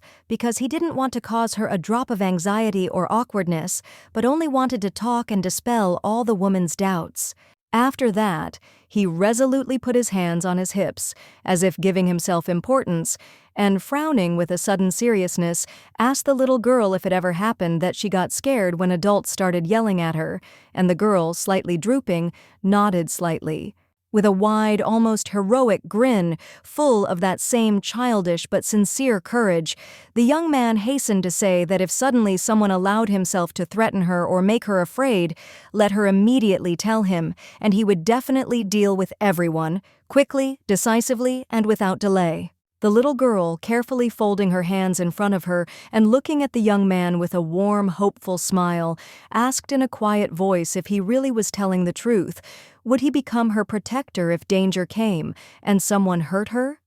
The guy answered in the affirmative. But immediately after these words, the girl cheerfully, almost playfully, extended her hand forward and, as if jokingly ordered the young man to immediately leave her palace, implying with a slyness in her voice that if she followed his own words, then he was her very first enemy. The young man, stunned and confused, sank down on his knees right on the carpet with quiet melancholy, as if he had suddenly lost the ground under his feet, and the maid, standing next to her mistress, snorted irritably, crossing her arms over her chest, as if she was not at all surprised by such a turn of events. And suddenly, as if an unexpected breath of fate, the Empress herself slowly entered the room, casting a stern and surprised glance at the young man walking past her with his shoulders down. He looked sad, lost, as if his whole world had cracked. She, with the same mysterious and slightly sly smile, said as if by chance, but with an intonation full of hidden meaning, that, it turns out, the powerful Garam really was visiting the girl, and this confession sounded almost like an official confirmation of the events. The boy stood silently, barely breathing, barely holding back the tears that were welling up. His eyes were shining, and his heart was beating so loudly that it seemed everyone in the room could hear it. He raised his gaze, full of resentment and confusion, to the ruler of the empire, and under her icy gaze he felt insignificant. When the Empress, in a calm and reserved tone, asked about what had happened, Garam, hesitantly and tensely pointing his finger in the direction of the little girl, said in a trembling voice that the girl herself had ordered him to leave, and he had obeyed, because he would not have dared to disobey her order. Confused, with a slight resentment in her gaze, the woman pointed at herself with her finger, as if trying to comprehend what was happening, and with casual calm in her voice asked the little girl if she, like the young man, should not leave these stone walls, as if she herself were a stranger here. The girl, barely holding back her rising anger, pulled a polite, forced smile onto her face and, almost through her teeth, but still confidently answered that for her it was a great honor that such a high-ranking person dared to step onto the threshold of her small palace. For the young man, this sounded like a final verdict. He stood as if defeated, internally feeling the weight of loss, and in that moment he realized that he had lost without even starting a real battle, and the ruler, in turn, smiled contentedly, as if she already knew the outcome. The woman, discreetly tossing a lock of hair behind her ear, approached the bed on which the little girl was sitting, placed an elegant carved chair next to her, and slowly and with dignity sat down on it, taking the place opposite, as if preparing for a conversation in which every word would have weight. The lady looked at the little girl with a slight smile, and sweet Sonia Yoren quickly realized that she was expecting her to be the one to speak first, as if giving her a chance to make a decision and start a conversation, which gave her time to comprehend everything that was happening and prepare for a long conversation. Bowing politely, without getting out of bed, the little girl thanked the lady for the gifts she had sent. Her words sounded sincere and grateful, although there was a slight wariness in her eyes, as if she was still thinking about the situation and did not dare to trust. The woman, with a slight but slightly guilty smile, explained that all the gifts had been planned and sent in a hurry, which meant that the quality of some of them left much to be desired, and this had become an unexpected difficulty for her, although she sincerely hoped that the little girl would understand her intentions. The sweet little girl again thanked the Empress for her generous gifts. However, with slight regret, she added that her palace was too small to accommodate all this splendor, creating an atmosphere of slight sadness and inability to fully appreciate the gift. The lady became alert as the realization finally dawned on her, and she raised her eyebrows slightly, as if she had suddenly caught something important that had previously escaped her attention, thereby making the woman's gaze become significantly more focused and intent. Then she turned to the wooden boxes, her gaze deep and thoughtful, and quietly muttered that despite the size of her palace, it was still too small to accommodate all her thoughts, cares, and the gifts she was so eager to give. The lady promised with a slight smile that she would soon solve this problem, and her face was filled with confident calm, as if she knew exactly how to act in this situation, leaving no doubt in her determination, attracting everyone's attention. After which the woman, bending slightly, said that she had come here to give the little girl a small gift, and began to take something out of the wide sleeve of her green hanfu, as if revealing to the girl a small secret with a bright and unusual miracle. The girl was handed a red bag, neatly tied with a gold ribbon, and with a gentle request, they asked the girl to open it to see what surprise was hidden inside, spurring curiosity and excitement, making her fragile heart beat faster. Slowly, with a little excitement, the little girl began to untie the bag, carefully pulling on the golden ribbon. Her fingers, which seemed so small and uncertain, but full of curiosity, gradually revealed the secret that was hidden in this small but wonderful surprise. When the bag was finally opened, there was a delicious cookie inside that looked exquisite and inviting. Its aroma instantly filled the air, causing the girl to feel a sweet excitement, and she looked with admiration at the long-awaited gift. Sonia Yoren looked at the gift with interest, noticing that it was a pastry from the western region that looked delicious and appetizing, and her eyes filled with delight at the thought of how delicious this wonderful treat could taste. The little lady, barely containing her sincere joy, smiled imperceptibly and happily agreed to give the cookie, feeling the warm, almost maternal gaze of the woman,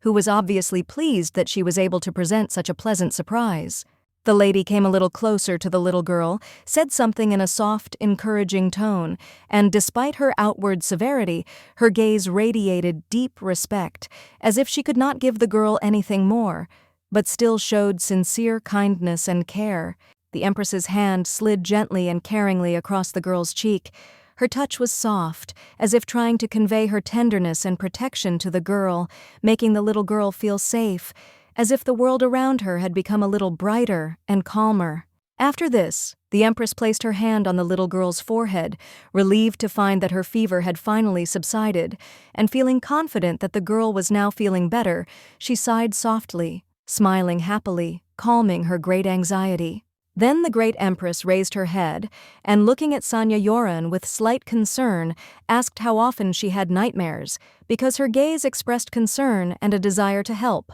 finding out the reasons for the anxiety that tormented the girl so much in her night dreams, causing her to lose her peace. Apparently, that night, when the ruler invited her into her cozy room, she thought that the girl was probably having a nightmare and decided to show concern, feeling that now was the time to support the little one in her worries and fears that tormented her so often. Slightly nervously, but sincerely, Sonia Yoren answered that she often had bad dreams, and despite her fears and worries, she tried to speak calmly without showing her inner excitement, hoping that her words would be understood and correctly perceived by the woman. The lady tenderly embraced the beautiful little girl, pressed her to herself, and, with a soft smile, said that if she had another nightmare at night, she should not be shy, but should simply call her, and she would immediately come to calm and protect the girl from all her night fears and worries. Holding back her barely restrained tears, the girl yawned softly, saying that she so wanted to sleep peacefully, standing excitedly in front of the ruler of the empire and enjoying her warm and comforting embrace, feeling safe, as if the whole world had suddenly become kinder and lighter. Suddenly, completely unexpectedly, the adult lady picked up the baby in her arms, hugging her tightly around the waist, as if wanting to surround the girl with protection and love, which gave her confidence and calm at that moment, giving her a feeling of complete peace and confident reliability. The woman carefully placed the girl in her arms, gently telling her to sleep and not to worry about anything, assuring her that everything would be fine. Sonia Yoren, calmed by care and love, gradually fell asleep, feeling safe and comfortable like never before, plunging into a sweet sleep. By evening, the sky was painted in bright pink shades of sunset, and clouds, like light feathers, floated smoothly across the surface of the sky, creating an atmosphere of peace and tranquility, inviting you to immerse yourself in a wonderful, warm feeling of the evening, full of harmony and beauty. And the little girl in her new blue dress, with her eyes narrowed, was trying to figure out when she could finally open her eyes, feeling slightly nervous, but her face expressed curiosity and impatience despite the fact that she still felt the remnants of sleep, fighting the desire to sleep. The servant led her to a specially designated place, quietly saying that very soon they would arrive and soon find themselves in a place where she could calmly and joyfully continue her journey, revealing more and more curiosity, and her thoughts, lulled by the quiet step, were already far from everything that was. Soyan and Kavisa continued to lead the little girl to the same place, as if not paying attention to their uncontrollable bickering, playfully teasing each other and cheerfully cursing, which gave the moment a lightness and ease, despite the seriousness of the situation. Finally, the girl was allowed to open her eyes, and she felt a thrill of anticipation filling her as she waited for this moment.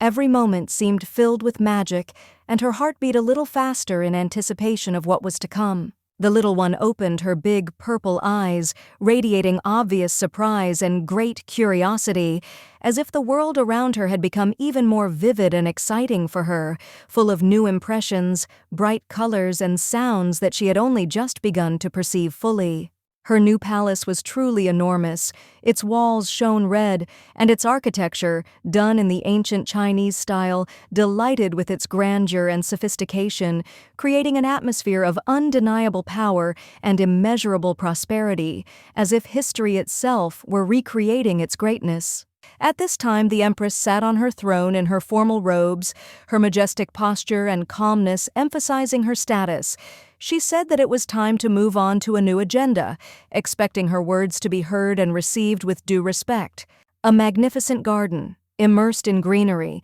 with clear ponds along which red flowers bloom, and along their edges there are low fences, giving this place an atmosphere of privacy and tranquility, as if this entire corner of nature is hidden from the bustle of the outside world. The flowers by the lake, among which lotuses bloom majestically and water lilies sway peacefully in the water, create harmony and peace, adding tenderness and beauty to this picturesque corner, which seems to personify peaceful tranquility. The maid told her mistress with a gentle smile that this residence was now her new home, and although it had previously belonged to another concubine subordinate to the Empress, she proudly accepted it as her destiny, gratefully gaining her new position. That day, the ruler of the empire took the little girl's words about her house being too small as a personal insult, and despite the modesty of her request, she decided to give her a majestic palace, thereby demonstrating not only her power, but also her deep attention to her needs.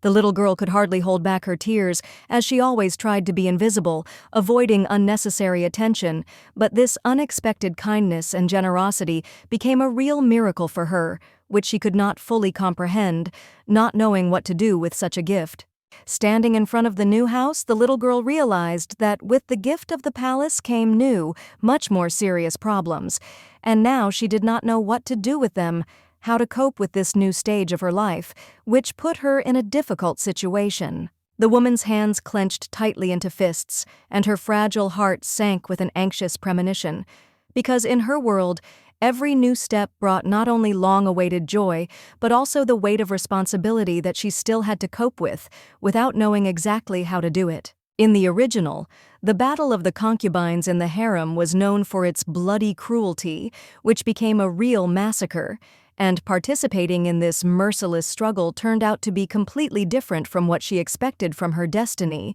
which she now had to learn to manage and accept its challenges. That day, among all of them, there was one special guy who, like the master of water, led it, playing with its deep and mysterious depths, and his eyes, like two bright sapphires, reminded of those who drowned forever in this pond, leaving an indelible mark on themselves. The workers carried the boxes and crates filled with the concubine's belongings, without fatigue or the slightest hesitation, carefully placing them in the carts. Their bodies bent under the weight, but the work required speed, and they continued to work diligently despite their fatigue. Puzzled, the girl turned to her companion with a wary look. Her face, as always, was immersed in deep thoughts, and her mouth was slightly open, as if the words were already ready to escape from her lips. But something inside kept her silent, frozen in this important moment. The head maid stood with a serious and stern expression on her face, which radiated determination and strength despite her refined appearance, leaving no doubt about her high professionalism and the absolute power she wielded in this house. The lady clearly enjoyed the Empress's special favor and possessed enough strength, determination, and influence to protect Sonia Yoren from any threat, while displaying a confidence and fortitude that certainly commanded respect and even admiration from all present. The maid, having caught the anxious notes in her young mistress's gaze, sat down next to her with concern, softly and sympathetically asking her to share what was gnawing at her heart, because every movement, every gesture betrayed her deep inner uncertainty and obvious anxiety. Pot, carefully watching Sonia Yoren's facial expression, peered into her eyes, trying to understand the hidden emotions, and suddenly realized with surprise, in her heart lives a question that she can't bring herself to ask the lady, embarrassed by her own hidden feelings. Embarrassed, the girl with a slight blush on her cheeks looked away, and in an almost inaudible voice,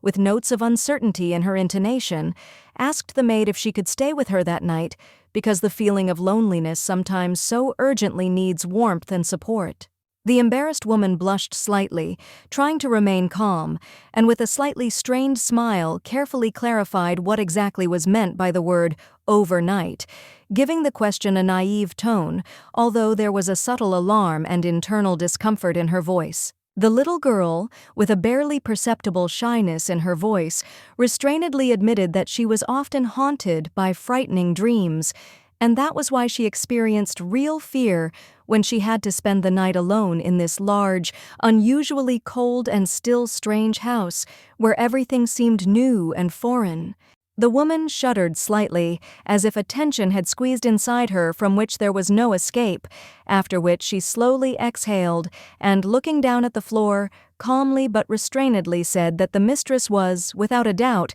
higher in position than she, and she did not dare decide with whom she would be that night. The girl responded by opening her eyes wide, filling them with naive sincerity and quiet pleading, making the most defenseless, touching look she was capable of, and with innocent simplicity asked if they really couldn't sleep together if they both wanted to. The irritated maid exhaled heavily, then waved her hand in annoyance and, without trying to hide her fatigue, muttered with a hint of irritation that, in principle, they were indeed allowed to spend the night together if the mistress gave her consent, although this went beyond the usual order. Night descended silently upon the earth. Bright stars, as if by an invisible hand, were scattered across the dark sky, as if someone had absent-mindedly spilled a handful of light onto a soft velvet surface, and everything around was filled with coolness, silence, and the promise of protected peace. The maid, having settled down nearby at the head of the bed, vigilantly watched the baby, covered with a light blanket, who was curled up in a cozy ball on the soft futon and gradually plunging into a serene slumber, trustingly snoring, as if in complete safety and peace. Suddenly, the silence in the room was broken by Sonia Yoren's soft voice coming from behind the door, and she came inside, tilting her head to the side, with a gentle smile asking if the long day had exhausted her, and if those thoughts that had tormented her recently were still bothering her. With a soft, almost maternal smile, the woman said in a quiet, soothing voice that everything was indeed in perfect order, and the lady should not worry any more. The night promised to be calm, the stars would be on guard, and the silence would reliably shelter her from all worries and cares. No matter how hard she tried to remain calm, closing her eyes and watching her breathing evenly, sleep stubbornly did not come, as if something subtle and elusive was disturbing her inside, like an expectation, a premonition, a hidden call, reminding, not everything is over. With a good-natured, barely noticeable, sly smile, the maid tilted her head to the side and offered to tell a story, not to lull or entertain, but simply because even adults sometimes need a warm word to let go of the shadow of fatigue. Slightly embarrassed and almost in a whisper, the beauty admitted that it was not a fairy tale at all, but that as soon as she fell asleep, the maid would most likely leave, and she did not want to be left alone in this strange room, filled with shadows and silence. The woman was embarrassed, her face slightly flushed, and she, as if out of habit, covered her mouth with her hand, trying to hide the slight embarrassment that betrayed her dissatisfaction with the situation, but she quickly regained her calm, trying not to show her feelings. Firmly, with complete calm and confident determination in her voice, she assured that she would stay here until the morning, and the mistress should not worry because she would be there, protecting her, even if the night hours brought anxiety. The maid would not leave her. The girl, feeling a strange uneasiness, carefully ran her hand along the bed next to her, and with undisguised curiosity asked why the maid did not lie down next to her, if she had promised to stay the night, because it would be much more comfortable and calmer that way. After these words, the little girl, with a barely noticeable smile at the corners of her lips, carefully closed her eyes, allowing her body to gradually relax, and slowly sank into a warm slumber, feeling completely safe because the maid promised to stay close and not leave, despite the dark hours of the night. The woman's hand, carefully and with great love, pulled the blanket, which had slightly slipped off the baby's body, carefully covering her, giving a feeling of security and comfort so that the little lady could calmly fall asleep, not afraid of the cold and the darkness of the night. Sonia Yoran had only recently, just a few days ago, stopped suspecting her of being a spy, and now that the relationship between them had changed, she acted completely differently, like an adult, showing maturity, restraint, and behavior that was not typical for her age. However, the little girl's request to stay with her for the night because she was afraid to sleep alone in this huge house deeply touched the woman, because it showed that her feelings were sincere and vulnerable, and her fear of loneliness was unbearable. The adult woman gently stroked the sweet girl's head, feeling her innocence and fragility at that moment, and her movement was full of tenderness and care, as if she wanted to assure her that she would always be there, ready to protect and support, no matter what. Suddenly, the lady's ears caught strange, barely audible sounds, which, despite their barely noticeable nature, immediately caused a slight but persistent anxiety, as if there was a huge threat in the air, ready to appear at any moment, disturbing such peace. She became wary, with a slight suspicion in her eyes, and slowly turned to find out the source of these strange, barely perceptible sounds, trying to understand what was happening and why the atmosphere around her had become so tense, filled with an anxious premonition. A figure stood before her, barely visible behind the closed doors, its outline barely discernible in the dim light. The girl tried to concentrate, watching carefully to make sure that the head maid whose presence she was trying to discern was not inside. It was a cute young girl named Yeonsu, with brown hair and gray eyes, who quietly entered the room, barely breaking the silence with her presence, as if she was part of this calm atmosphere, but at the same time could not go unnoticed. The servant hurried to her boss, anxiously reporting that she had been looking for her for a long time throughout the entire house, overcoming crowded corridors and tempting fate, and had finally been able to find her, almost breathing a sigh of relief that her search had been successful, despite all the turmoil and enormous nervousness. Respectfully kneeling before the head maid, with a serious and anxious expression on her face, she reported that it was urgently necessary to go to the Empress, since the situation required immediate intervention, and there was simply no time for reflection and delay. The woman shuddered when she heard that the matter concerned the Empress's most beloved concubine. Her heart sank with anxiety, because not only the concubine's fate depended on this, but also her own position in the house, which could be disrupted at any moment if everything went wrong. Her subordinate bowed her head, respectfully and seriously telling her that she should hurry up and leave on the errand, because she herself would take responsibility for Sonia Yoran and would monitor her sleep, providing everything necessary for her safety, without allowing any mistakes.